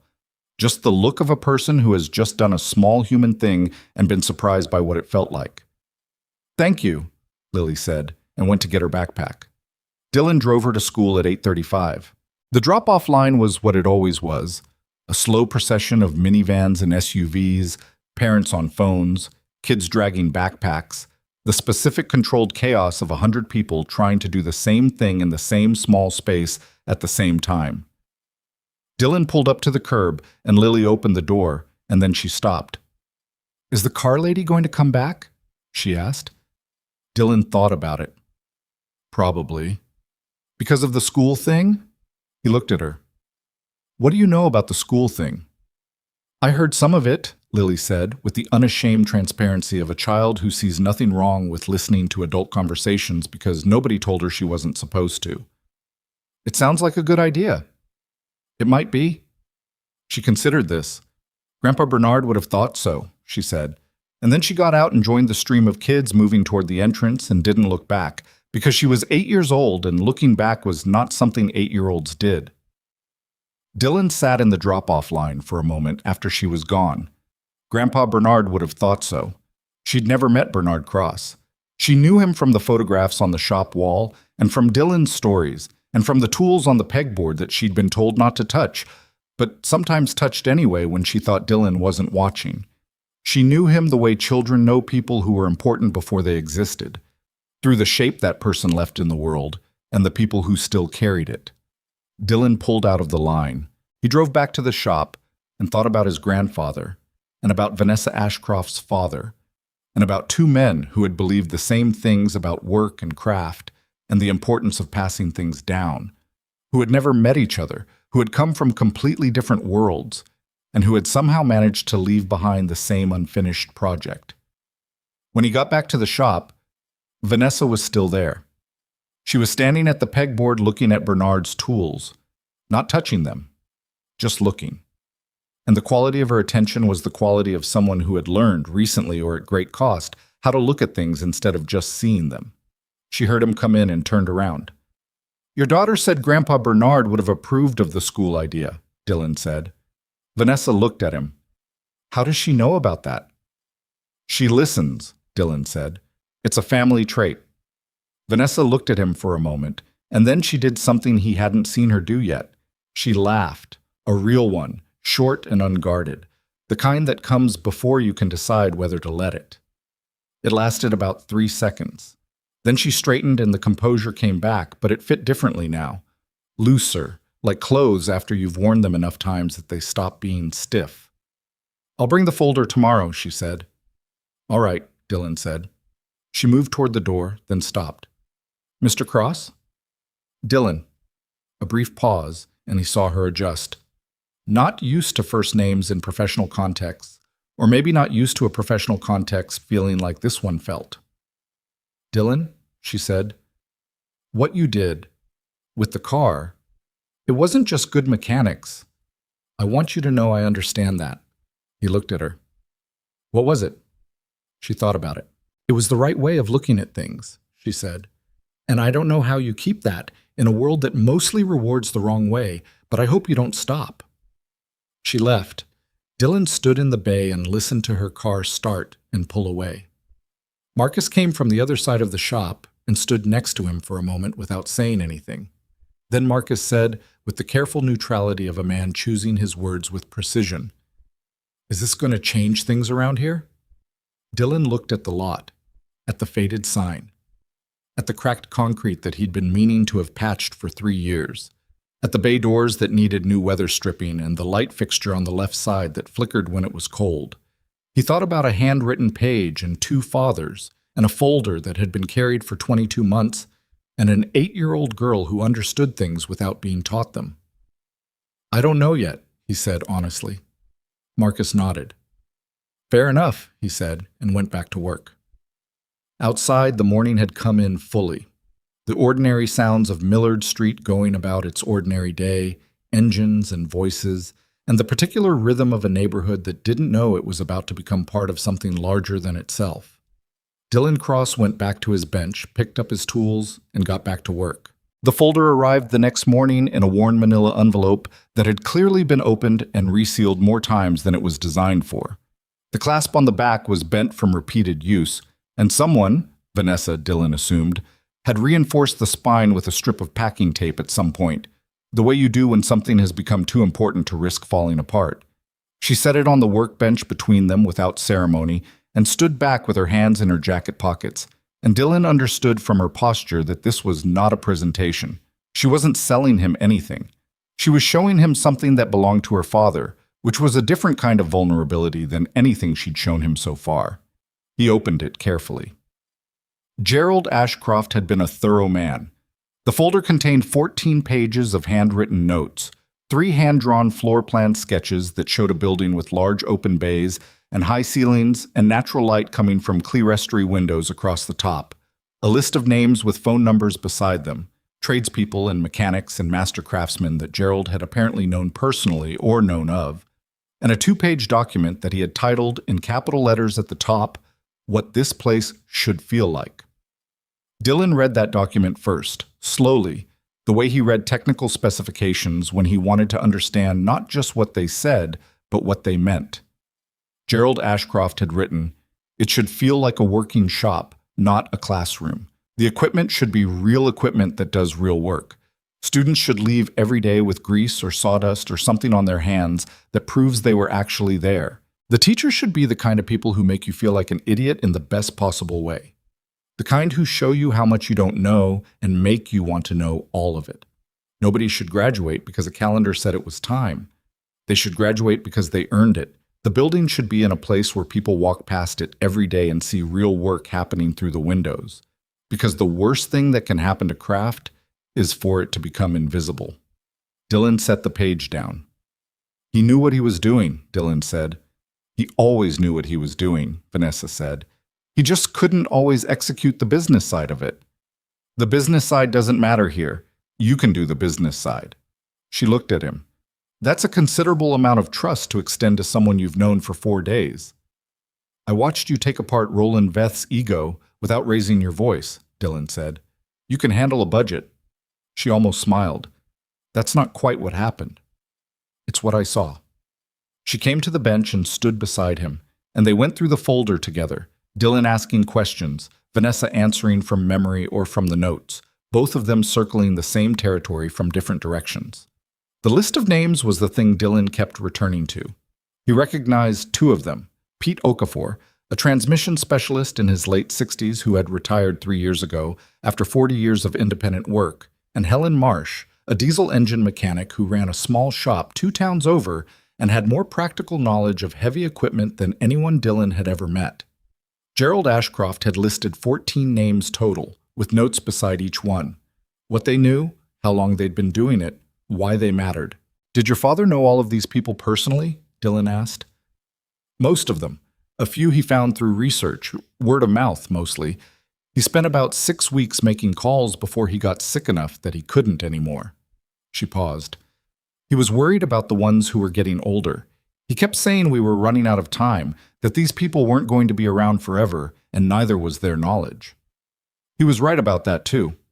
Dylan thought about Pete Okafor, who had called him once after retiring to ask whether Dylan wanted the old transmission manuals he'd accumulated over 40 years. Physical manuals, the kind with hand-annotated margins and post-it notes stuck throughout that represented decades of real-world refinement of the printed instructions. Dylan had taken them. They were in 2 boxes in the back of the shop. He used them regularly, particularly for older vehicles that the digital systems didn't have thorough coverage of. "Pete Okafor is still in town," Dylan said. Retired, but I talk to him. He comes in sometimes just to look at things, which is, he paused, searching for the right way to say it. It's what happens when someone spends 40 years doing something and then doesn't have a place to put that knowledge anymore. They wander. Vanessa looked at him. Is that what your grandfather did? When he got older? Dylan thought about Bernard in the last years, sitting in the shop's old office chair with his bad knee, watching Dylan work, offering observations that were sometimes obvious and sometimes devastatingly correct. He never fully retired, Dylan said. He was in here until about 6 months before he died. He'd sit at the bench and not do much, but he was here. He paused. I think he was making sure the place didn't forget what it was for. Vanessa was quiet for a moment. Then she said, That's what the school is. That's what my father meant by it. A place where people don't have to wander because their knowledge has somewhere to go. Dylan looked at the floor plans Gerald had sketched. The high ceilings, the open bays, the light coming from above. The man had understood spatial logic. You could see it in how he'd thought about the relationship between the teaching areas and the working areas, how he'd made them overlap instead of separating them so that the learning and the doing happened in the same space simultaneously. He was an architect in his soul, if not his training, Dylan said. He would have loved hearing you say that. She said it quietly, looking at the floor plans. He never called himself anything other than a contractor. He was very stubborn about titles. Smart man. Infuriating man, she said, with the particular warmth of someone describing a person who drove them crazy and whom they miss every single day. Dylan looked at her. Where are you thinking of building it? That's one of the things I wanted to ask you about. She reached into the folder and produced a city map, printed, not a phone screen, which told him she'd prepared for this conversation deliberately, and spread it on the bench. It was a map of the city with 3 locations marked in red pen. I've identified 3 potential sites. I want to know what you think. He looked at the map. 2 of the sites were in areas he recognized as transitional, neighborhoods that had been industrial 20 years ago and were somewhere between reinvention and decay now. The kind of zones that were either about to become something or about to be forgotten, depending on which way the economic wind was blowing. The 3rd site was closer. He looked at the street intersection and realized it was about 6 blocks from the shop, in a section of the neighborhood that had a former light manufacturing building sitting empty on it, a large single-story structure with high ceilings that had been a furniture factory until the mid-90s. He put his finger on the 3rd site. Why that one? Vanessa asked.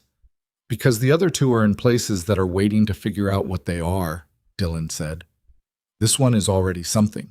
It's a working neighborhood. People walk past. The building's been empty long enough that the community would want something in it, but it hasn't been gone long enough for people to forget what it felt like when there was work happening there. He paused. Your father wrote that the building should be in a place where people walk past and see work happening through the windows. That's this location, not the others. Vanessa looked at the map.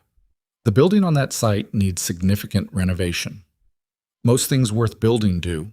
She looked at him with the expression she'd developed over the past few days, a recalibrated attention, like someone who had adjusted the angle they were looking at things from and was still getting used to the new view. The cost on that site is considerably higher than the other 2. Is the cost a problem? A pause. No, it's not a problem. Then it's not a variable, Dylan said. It's just a number. She looked at him for another moment. My financial advisors are going to hate you, she said. I've never met your financial advisors. I know, they're going to hate you anyway. Dylan almost smiled.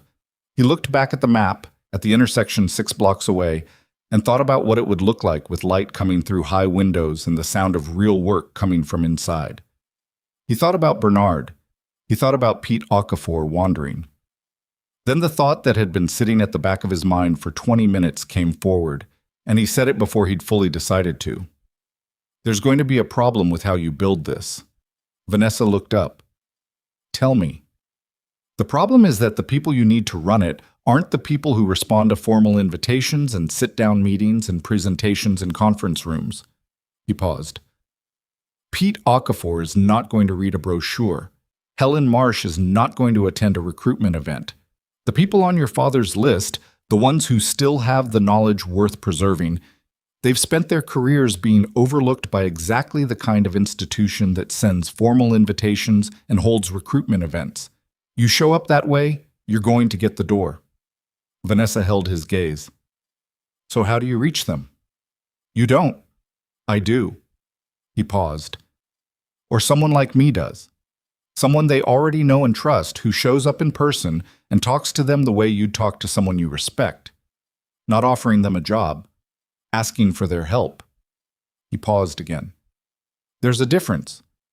She was quiet for a moment. You'd be willing to do that. I'm not agreeing to build anything yet, Dylan said carefully. But yes, I know some of these people. I can have conversations, find out if there's interest, what the concerns would be, what would need to be true for them to say yes. He looked at her. That's not a commitment. That's gathering information. I understand the distinction, she said, though I notice you keep making it. Because it's a real distinction. I know it is. She picked up the map, folded it with the same careful precision she'd used on her father's handwritten page, and put it back in the folder. Dylan, can I ask you something that isn't about the school? He looked at her. Go ahead. How do you do this? She gestured, a vague motion that encompassed the shop, the bench, the tools, the whole weight of the place. Alone. Running this, raising her, keeping all of it going without... She stopped, chose a different end to the sentence. Without losing the thread of why it matters. Dylan thought about the question honestly, which was what the question deserved. I don't always, he said. There are weeks where I'm running on empty and I know it, and I can't do anything about it. There are nights where I sit down after Lily's in bed and I think about all the things I'm not doing well enough. The shop, her schoolwork, the calls I haven't returned, the stuff I've been meaning to fix on the building for 2 years. It adds up. He paused. But then something gets fixed that wasn't working before, or Lily says something that tells me she's actually okay and more than okay, and I remember why I started. He paused. And the work, the actual work of fixing something, it's clarifying. It takes the whole problem and it reduces it to something specific and solvable. That helps. Vanessa listened to this without interrupting, without filling the pauses, which was something he was noticing about her. She had learned, at some point, to let a silence be what it was. I lost that for a while, she said, after my father died. The clarity. I kept working. I never stopped working, but it was motion without direction for a long time. Just keeping things moving so I didn't have to sit still with how bad it was. She looked at her hands. I built 3 new investment vehicles in the first 8 months after he died. 3. I was in the office by 6 every morning, and I wasn't leaving until 9 or 10 at night. My assistant staged an intervention at one point. She actually blocked my calendar and sent me home. She paused. I didn't sleep properly for about a year. Are you sleeping now? Dylan asked. She looked up at him, slightly surprised by the directness of the question. Better, she said. Not well. Better. That's progress, he said without inflection. Not reassurance, just acknowledgement. A statement of plain fact. She looked at him for a moment. You're an unusual person, Dylan Cross. Because I asked if you were sleeping? Because you asked it like it mattered and not like it was something you were supposed to ask. He didn't know what to say to that, so he said nothing, and the silence settled comfortably between them, the way it had started to do in the last day or two. Less like an absence and more like a space where things could exist without needing to be spoken. Marcus came through at 9:15 with a question about a part number on a Jeep that was in the second bay, and the conversation shifted back to the practical, and Vanessa sat on the edge of the bench, perched there in the easy, unself-conscious way of someone who had stopped worrying about whether she looked appropriate, and listened to the exchange with what Dylan was coming to recognize as her genuine attention, which was different from her professional attention in ways that were hard to precisely articulate but were consistently evident. After Marcus went back to the Jeep, she said, He's been with you a long time. 11 years. He worked with my father before that. Does he know about the school idea? He knows something is happening. Marcus always knows something is happening. He waits until he knows what it is before he has an opinion about it. Smart. The smartest person in this building most days, Dylan said. He just never says so. She looked toward the second bay. Is he on your father's list? Dylan blinked. He hadn't thought about that. He went back to the folder, found the list of names, and read them again. Marcus Webb was not on it. Gerald Ashcroft couldn't have known about Marcus specifically. But the description beside one of the names, a mechanic in his 50s, self-taught, independent shop background, 30-plus years of working knowledge that no formal program covers, fit Marcus precisely. Not by name, Dylan said, but by description, yes. Vanessa looked at him steadily. Would he do it? Teach. Dylan thought about Marcus, the way he talked to Jared, patient and exact, explaining things twice without impatience when Jared didn't get it the first time. The way Marcus had taught Dylan things years ago, quietly, without making them into lessons. The way Marcus sometimes stopped in the middle of a job and explained why he was doing something a particular way, not because anyone had asked, but because it seemed to him like something worth knowing. He'd say no, Dylan said, and then he'd say yes. Vanessa nodded slowly.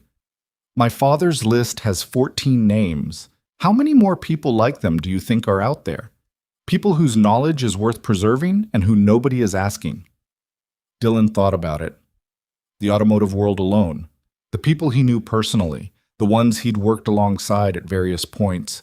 The ones who'd taught him things at industry events or over the phone when he'd called with a problem he couldn't crack alone. He thought about mechanics who'd retired, about the ones who still ran shops in small towns where the business was barely covering costs, but they kept going because stopping wasn't something they knew how to do. Hundreds, he said. Maybe more. She was quiet for a moment. Then we can't wait. We landed without either of them acknowledging it, but Dylan noticed it, and from the slight quality of awareness in Vanessa's expression, she noticed that he noticed. I'm still not committing to anything, he said. I know. I have a shop to run. I know. And a daughter.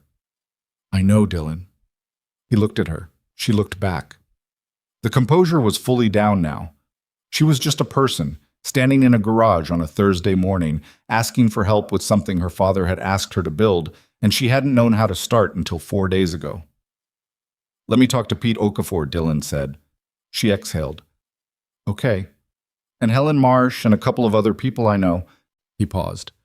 Don't do anything formal in the meantime. No announcements, no press, nothing that creates a structure before we know if the foundation is there. Agreed. And the building? He looked at her. Don't hire an architect until I've seen the site. She raised an eyebrow. You want to see it first.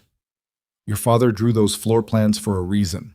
Before someone with an architecture degree turns it into something that looks good on a rendering, I want to stand in the building and see if his instincts were right. She looked at him for a long moment. Something in her expression was moving between multiple things. Touched and amused and something else that was harder to name. He would have really liked you, she said again, and this time it came out differently than it had the first time, with more weight in it. You keep saying that, Dylan said. Because I keep thinking about how much you two would have argued, she said, and I mean that as the highest possible compliment. He made a sound that was close to a laugh. It surprised him slightly. They went to the site that afternoon. Vanessa had a key. She'd apparently already contacted the property management company, which told Dylan she'd been further along in her thinking than the careful, non-committal framing of her requests had suggested. He didn't comment on this. He understood the impulse to prepare for something while officially still deciding whether to do it. The building was a single-story former furniture factory, maybe 12,000 square feet, with a loading dock on the south side and 2 sets of large double doors on the east face that had once accommodated furniture delivery trucks. The windows were high on the walls, industrial proportions, the kind that let in light without sacrificing wall space below. The ceiling was 22 feet at the peak, open structural steel, no dropped ceiling. The floor was polished concrete, scuffed and stained from decades of use, cracked in 2 places near the northwest corner where water had gotten under it at some point. Dylan walked through it slowly, the way he walked around a car before touching it. He stood in the center of the main space and turned in a full circle. He walked to the windows and looked at the angle of the light. He went to the loading dock and stood there and thought about what came in and what went out of a place like this, and what that movement looked like when the thing being worked on was knowledge instead of furniture. Vanessa walked with him but didn't direct. She watched him look at things and waited. After about 20 minutes, Dylan stopped in the center of the space again. "Your father's floor plans work here," he said. "You think so?" "The bays go here and here," he pointed. "The light comes from the right angles. The loading dock becomes the vehicle entry. You can bring cars and motorcycles and whatever else in through those doors. The office and classroom space goes along the north wall where there's less natural light, because you don't need daylight for a whiteboard. The center stays open." He turned to her. He thought about this. He probably saw a space like this in his head when he was drawing those plans. Vanessa was looking at the space around them with an expression Dylan recognized. It was the same expression she'd had looking at her father's handwritten page. The look of someone seeing something their father made and recognizing the quality of his thinking in it. "He used to bring me to job sites when I was little," she said, "before he had money for a babysitter. I'd sit in the corner with a book while he walked through unfinished buildings exactly the way you just did." She paused. "He'd always end up in the center of the space and turn in a circle. I thought it was a ritual. I thought he was, I don't know what I thought, communing with it somehow." "He was reading it," Dylan said. "The same thing I was doing." She looked at him. "Yes, I understand that now." They stood in the center of the empty building for a moment, in the high, dusty light coming through the industrial windows. And Dylan thought about two men. One a general contractor who had died 22 months ago with an unfinished plan in a manila envelope. One a mechanic who had spent his life keeping a small shop alive on Millard Street, and how the thread between them ran through a woman who had spent 14 months and a fortune trying to wake up a car that her father had loved, and through a single electronic module transmitting a corrupted signal to a relay that kept almost closing but never quite did. "We should talk to Pete Okafor this week," Dylan said. "I'll come with you," Vanessa said. "You should let me go alone first." She looked at him. "He doesn't know you," Dylan said. "He knows me. If I show up with someone he doesn't recognize, the conversation changes. Let me go first, tell him what we're thinking, see what he says. Then, if he's open to it, I'll bring you." She considered this. He could see the impulse to manage the process herself, to be in the room, to control the variables, moving through her and being set aside. "All right," she said. "You go first." Dylan called Pete Okafor from the parking lot of the empty building while Vanessa waited in her car. Pete answered on the fourth ring, his voice carrying the slow, deliberate quality of a man who had stopped being in a hurry about 3 years ago and found the experience deeply satisfying. "Dylan Cross," Pete said. "What broke?" "Nothing broke. I want to talk to you about something." A pause. "About what?" "About whether you'd be willing to teach." A longer pause. "Teach who?"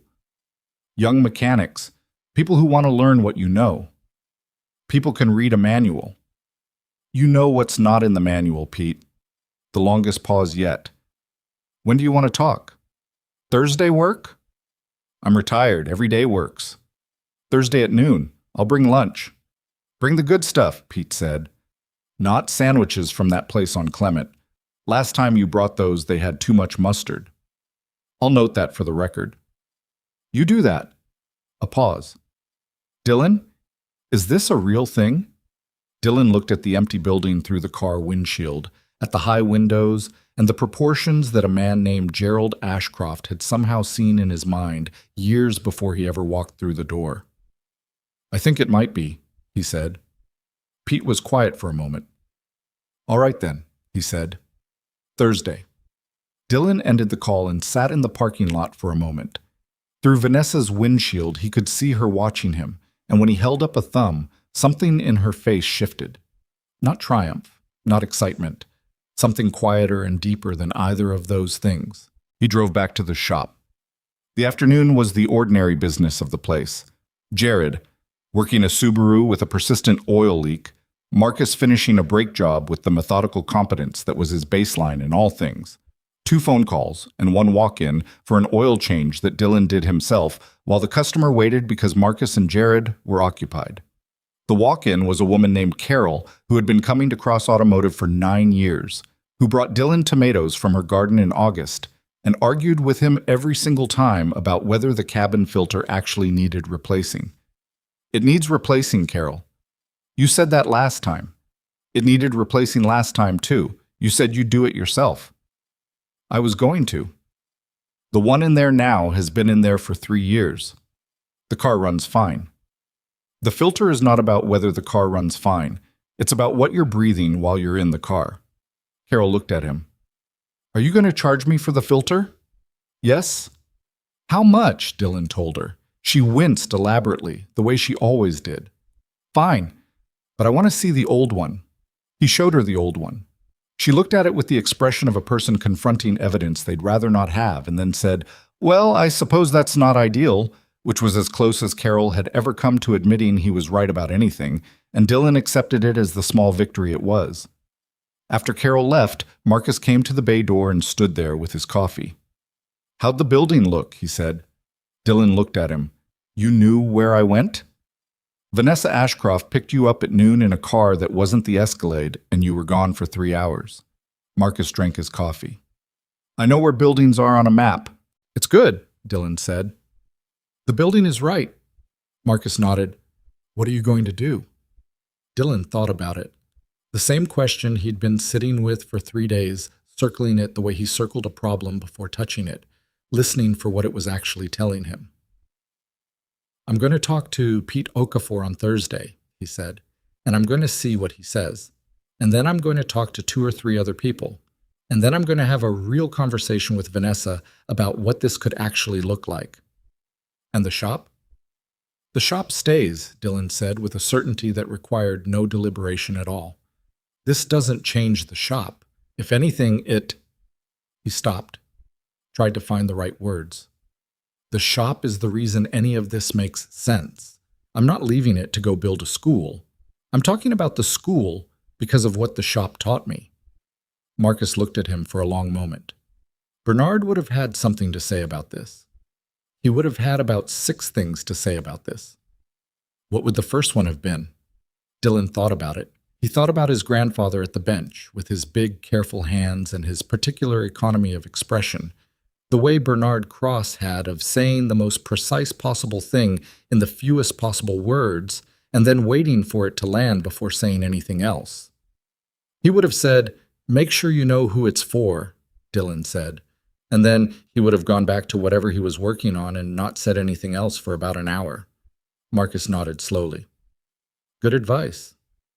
"It always was," Dylan said. Lily got home at 3:40, dropped her backpack in the office doorway rather than inside the office, which was a consistent habit that Dylan addressed consistently and with consistent lack of result, and then came to find him in the first bay where he was writing up the repair notes on Carol's car. "Did you go look at the building?" she asked. Dylan looked at her.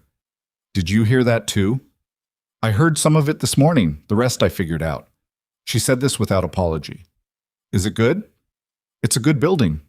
She thought about this. "Is the car lady going to build the school in it?" "We're working on that." "Is it going to be like here? Like the shop?" Dylan looked at his daughter, at the directness of the question and the way she asked it, like a person who understood that the quality of a thing depended on whether it stayed true to what it was supposed to be. "That's what we're trying to figure out," he said honestly. She picked up her backpack from the doorway where she'd left it, which was unprecedented, and put it properly inside the office. Dylan watched this and said nothing, recognizing it as the conversational equivalent of a period at the end of a sentence, Lily's way of indicating that this topic was settled to her satisfaction. He went back to his notes. Outside on Millard Street, the afternoon was doing what afternoons did. Shifting light, cooling air, the sound of traffic thinning toward the early evening lull. The shop sat in it the way it always had, patient and a little worn and entirely itself, and Dylan Cross sat at his bench with a pencil and a notepad and the comfortable, ordinary weight of a life that was about to become something larger than it had been, if he let it.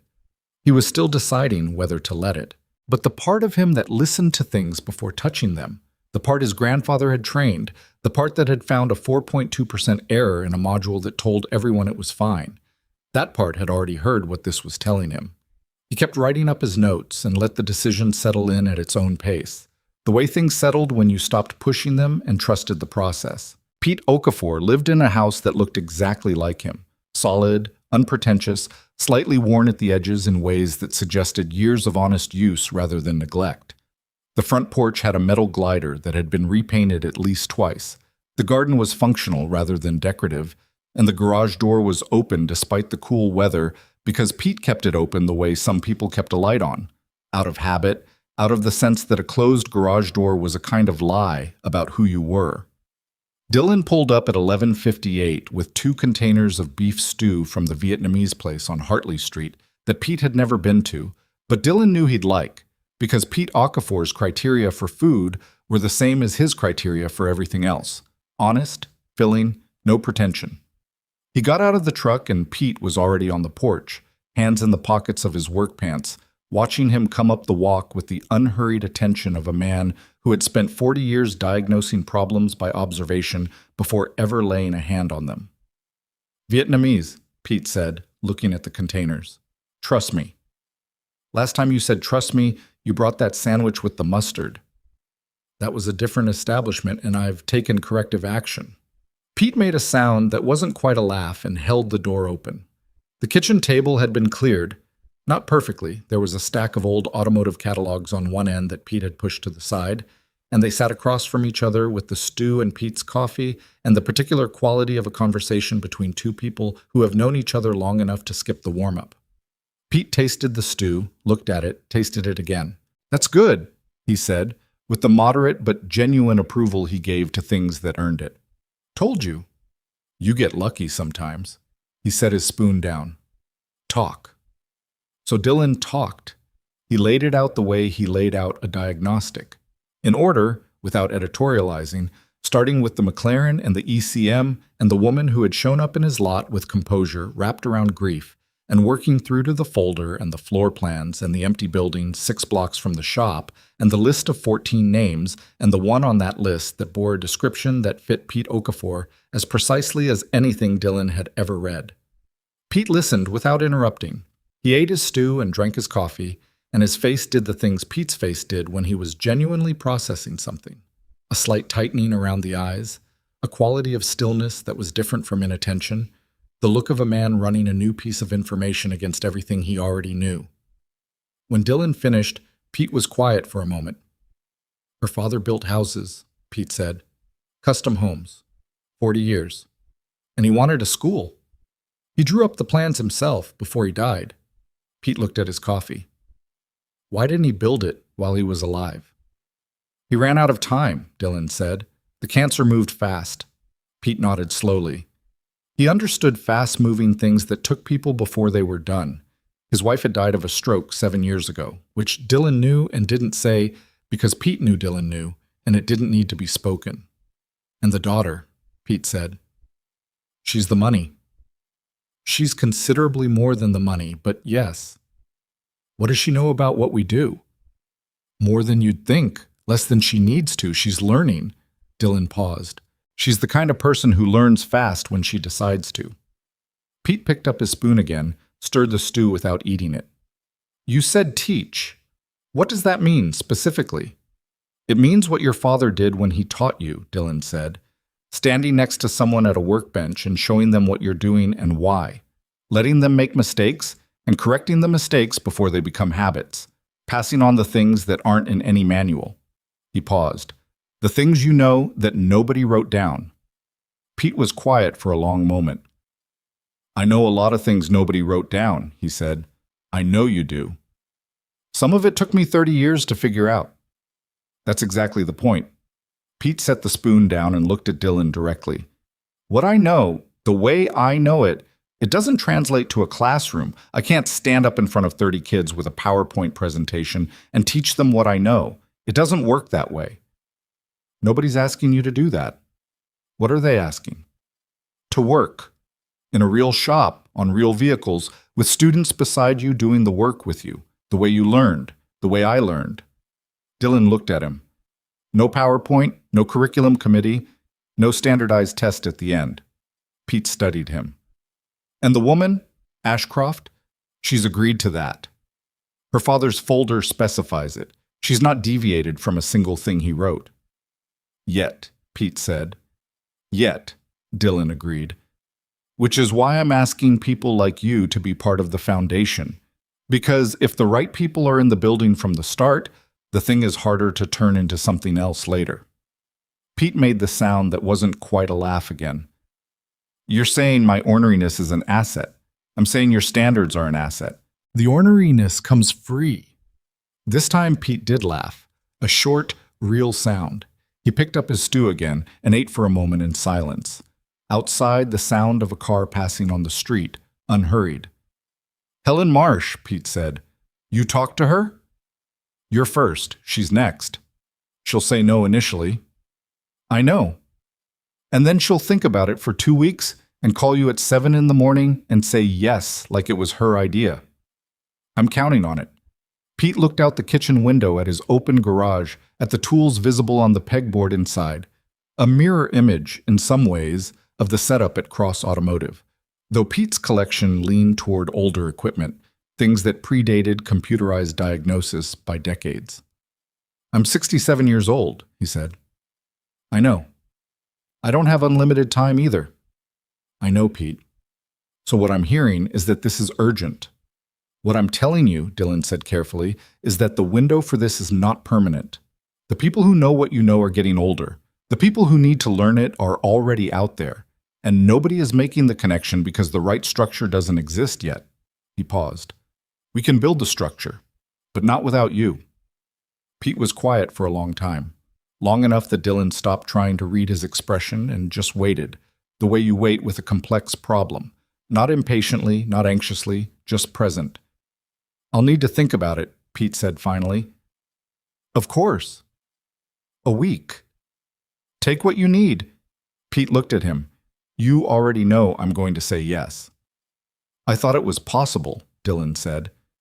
Then why the whole lunch and the stew and the careful conversation? Because you deserve to be asked right, Dylan said, not assumed. Pete looked at him for a moment with an expression Dylan couldn't entirely read, something between appreciation and the particular discomfort of a person who isn't used to being treated with that specific quality of consideration.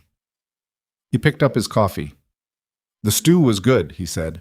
Better than the sandwich. Significantly better than the sandwich. Dylan drove back to the shop and found Vanessa's car parked on the street, which surprised him. He hadn't told her he'd be back by 1.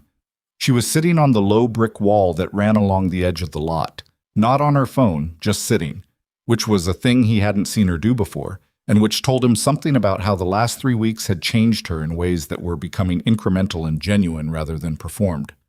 She looked up when he pulled in. How did it go? He's going to say yes, she exhaled. You're sure?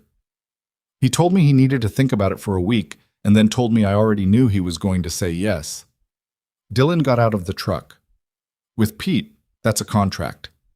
Something moved through her face, relief, and something deeper than relief, the particular quality of a door opening that has been closed for a long time. I want to meet him, she said. 2 weeks. Give him his week to think, and then a few days to settle into the decision before you show up. She looked at him. You've thought about the pacing of all of this. Pacing matters. You push too fast and people feel managed. You go too slow and the momentum dies. He paused. Right now the momentum is right. She nodded. She was wearing the plain dark jacket again, the one from the first morning she'd come alone, and she had the quality she'd had then. Present and unguarded in a way that the professional version of her wasn't. I want to tell you something, she said. Okay. I called Roland Veth last week. Dylan looked at her. Why? Because I've been thinking about what you said, that everyone trusted a corrupted data source, that they were all doing the same wrong thing with better equipment. She paused. I've been thinking about the places in my own work where I've done that, where I trusted the diagnostic output without questioning the source. She looked at him steadily. I've been building an investment portfolio for 3 years based on models that I built, which means the assumptions in the models are my assumptions, which means when the model tells me everything looks good, it's my own thinking reflecting back at me. She paused. That's not a data source. That's an echo. Dylan looked at her. What did you do about it? I called Roland Veth because he's someone whose technical rigor I respect and who has no stake in telling me what I want to hear. I asked him to come in and look at the models independently. She paused. He found 3 significant structural assumptions that I'd accepted without adequate challenge. One of them has material implications for our position in 2 sectors. Was it bad? It's manageable. It would have been considerably less manageable in another 18 months. She looked at him. I found that because of a McLaren with a corrupted ECM and a mechanic who told me to stop trusting what the module said about itself. Dylan looked at her for a long moment. You're saying the repair taught you something. I'm saying you taught me something, which I don't say lightly and which I want you to understand I mean specifically, not generally. She paused. My father used to say that the most useful lessons came from unexpected places and that the secret was staying open enough to receive them. I haven't been open in a long time. Dylan didn't say anything for a moment. He thought about corrupted signals and about what happened when the source of the data was also the thing being diagnosed. He thought about grief as a corrupted module, transmitting false readings about the world with complete consistency, reporting itself as nominal while silently preventing the connections it was supposed to be enabling. How's the sleeping? He asked. She looked at him, recognizing the callback. Better? She said. Genuinely better this week. Good. She looked at the shop. Can I come in? You don't have to ask. She followed him in, and Marcus looked up from the engine he was examining and nodded at her with the same comfortable acknowledgement he'd give a regular, which was, Dylan understood, Marcus's particular form of acceptance, neither enthusiastic nor guarded, just present. Vanessa seemed to understand this intuitively. She nodded back and didn't try to fill the silence with anything. Over the following 6 weeks, the school moved from concept to construction in the specific, unglamorous way that real things get built, through disagreements and revisions and moments where the whole thing seemed to be falling apart, and other moments where it suddenly cohered in unexpected ways. Helen Marsh said no on a Tuesday, thought about it for 11 days, and called Dylan at 6:53 on a Saturday morning, before 7, technically, which he thought Pete would find satisfying, and said she'd do it if she could bring her own tools and wasn't told what to teach or when to teach it. Dylan said yes to all 3 conditions without hesitation. She showed up at the building site 2 days later and walked through it with her hands in her pockets the same way Dylan had, and she stood in the center and turned in a full circle and then said, "The ceiling height is right. A lot of people get the ceiling height wrong." 3 more people from Gerald Ashcroft's list said yes within the first month. 2 others were harder. One was living in another state and needed longer conversations about logistics before he'd commit.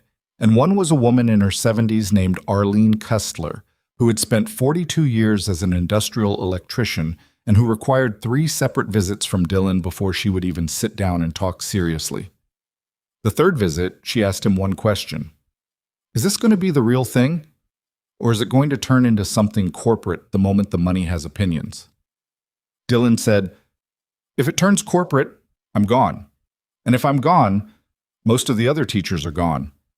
So the money has a structural incentive to stay honest. Arlene looked at him for a long moment. Okay, she said. I'm in.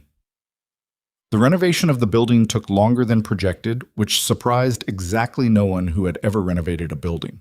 There were structural issues under the northwest floor, where the water intrusion had been worse than the initial inspection suggested, and there was a permitting delay that ate 3 weeks in the middle of winter, and there was a disagreement between Vanessa and the contractor she'd initially hired that ended with Vanessa firing the contractor and spending 2 days genuinely uncertain about how to proceed. She called Dylan during those 2 days. He came to the building and walked through it with her, and looked at what the contractor had done and what remained and said, "Do you know anyone who builds custom homes?" She stopped, looked at him. "My father's crew," she said slowly. "Does the crew still exist?" His foreman, Daniel Reyes, he's been running his own operation for 2 years. Small, but they do good work. She paused. "I haven't called him since the funeral." "Maybe call him."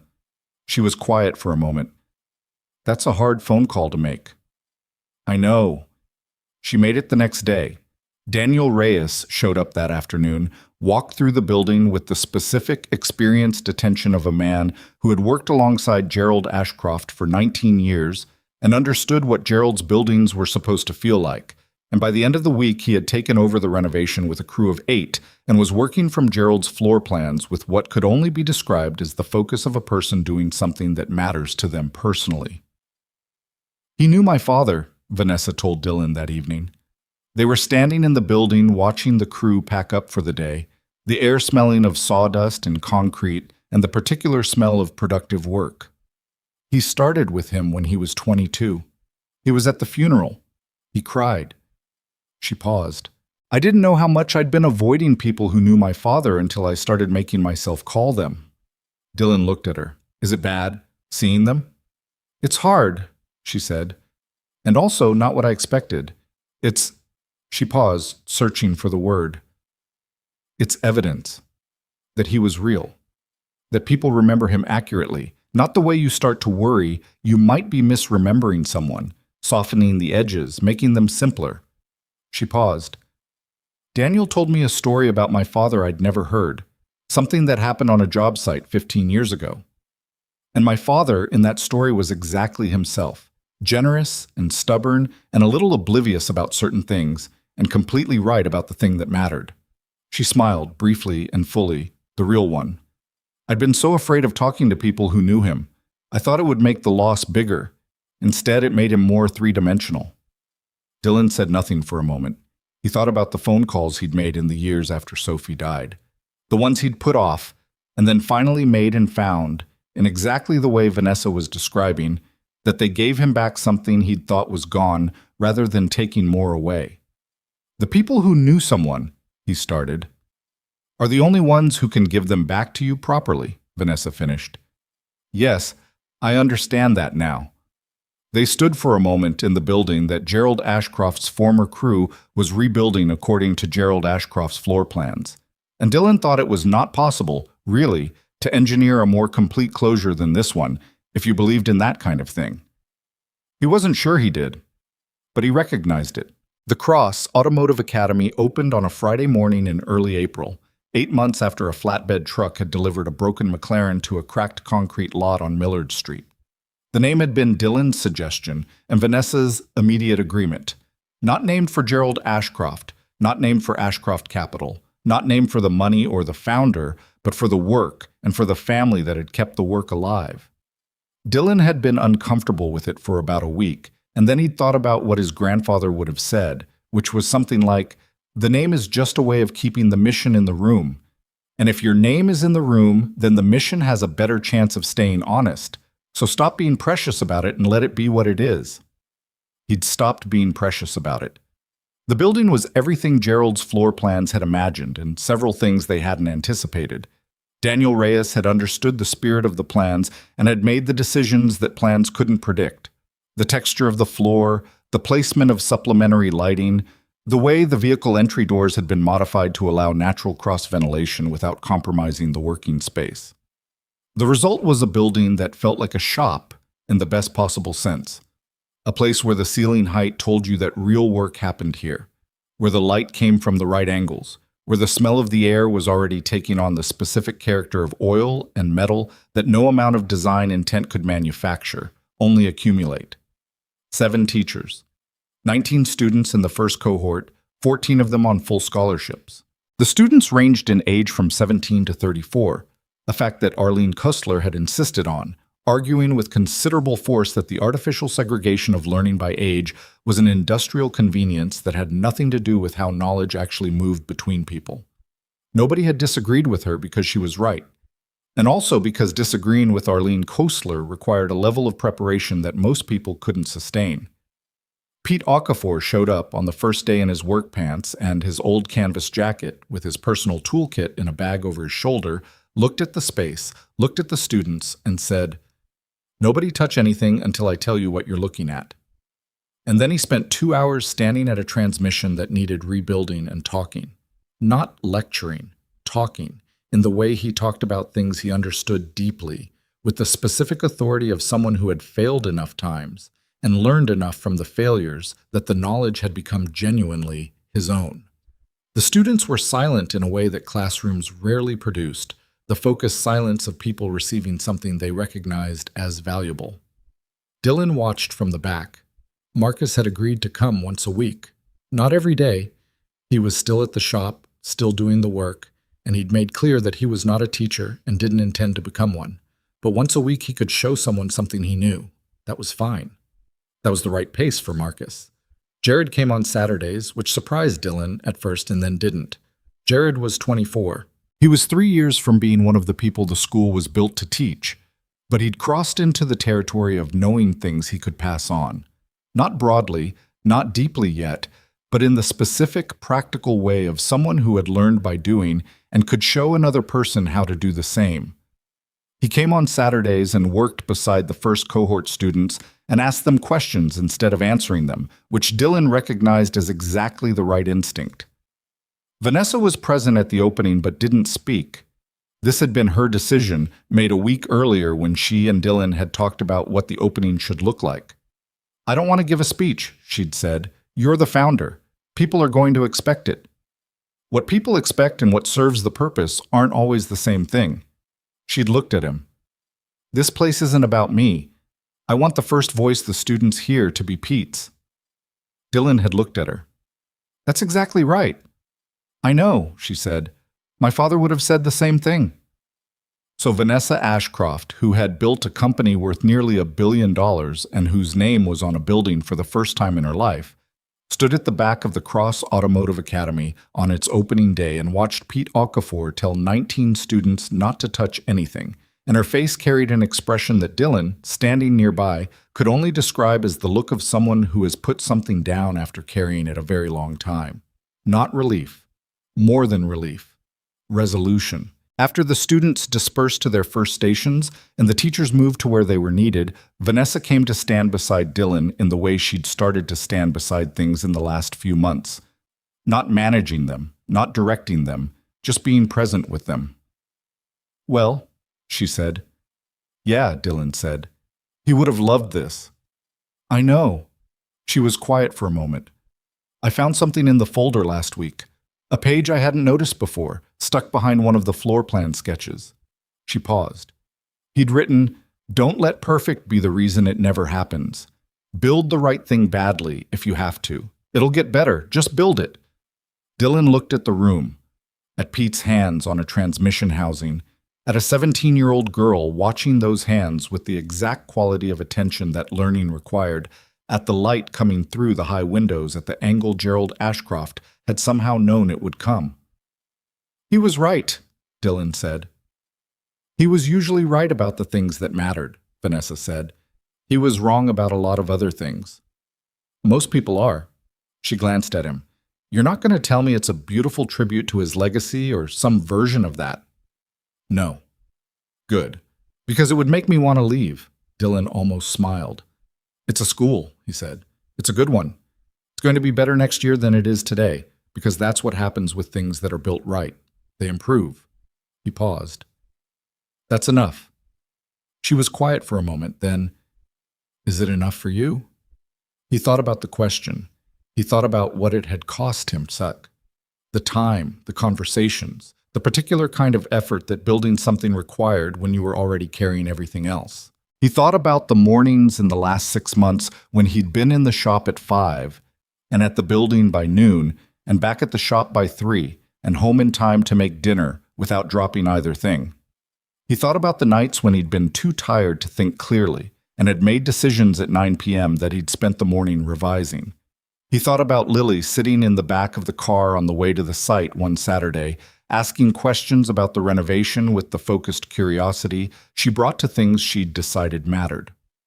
"Ask me in a year," he said. She looked at him. "That's not a no." "No," he said. "It's not."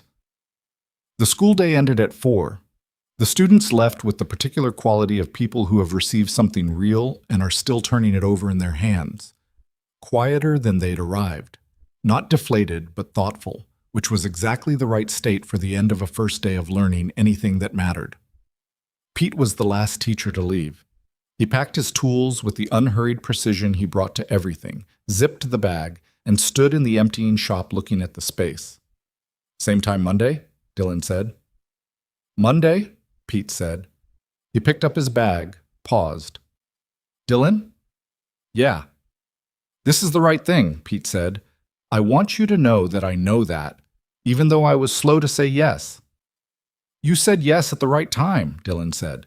"Not too fast, not too slow." Pete looked at him for a moment. "Bernard raised you right," he said. And then he walked out without waiting for a response, in the way that Pete Okafor delivered the things that mattered, directly, without ceremony, and then gone before they could get complicated. Dylan stood alone in the building for a few minutes after everyone else had left. The light through the high windows was going golden with the late afternoon, and the space had already started to accumulate its new character. The smell of the day's work settling into the walls, the first layer of what would eventually become the specific atmosphere of a place where things got made and fixed and understood. He thought about a module that had been transmitting the wrong signal for 14 months and telling everyone it was fine. He thought about all the things that sent false signals and reported themselves as nominal: grief, certainty, the assumption that the person in the worn-out shop couldn't possibly see what all the experts had missed. He thought about his grandfather, who had taught him that the machine never lies, it only does what it's told, and that the job was always to find the thing giving the wrong instruction. He thought about what it meant that a corrupted signal, faithfully traced, had led here, to this room, to Pete Okafor's hands on a transmission, to 19 people starting to learn something that would take them years to understand fully and a lifetime to stop learning. The wrong instruction, faithfully corrected, had become this. He picked up his jacket from the bench where he'd set it that morning and walked out of the building and drove back to Millard Street, to the shop that had been there for 41 years and would be there tomorrow and the day after that. Marcus had locked up already, but had left the workbench light on, the way he always did on the nights when Dylan was coming back late. A small, practical consideration that Marcus had never mentioned and never made anything of, and that Dylan had never thanked him for, because between the two of them it didn't require thanks, only recognition. Dylan unlocked the shop and went inside and stood for a moment in the familiar smell of the place. Oil and metal and the particular temperature of a room that had been holding heat from the day's work and was slowly releasing it into the evening air. He picked up a wrench from the bench, not to use it, just to hold it. One of Bernard's, worn smooth at the grip from 4 decades of the same hand. He stood there with it and thought about the 4th generation of the Cross family that was coming, in the form of an 8-year-old girl who already stood in the center of spaces and turned in circles and asked the right questions and understood, without being told, why missing someone meant they mattered. He put the wrench back in its place on the pegboard. He turned off the workbench light and walked out and locked the door behind him. The sign above the garage was faded, same as always, and the concrete of the lot was cracked in the places it had always been cracked, and the weather stripping on the left bay door still needed replacing and probably would for another year at least. Everything exactly as it was and slightly better than it had been, which was the only standard Dylan Cross had ever really applied to anything. He drove home to make dinner,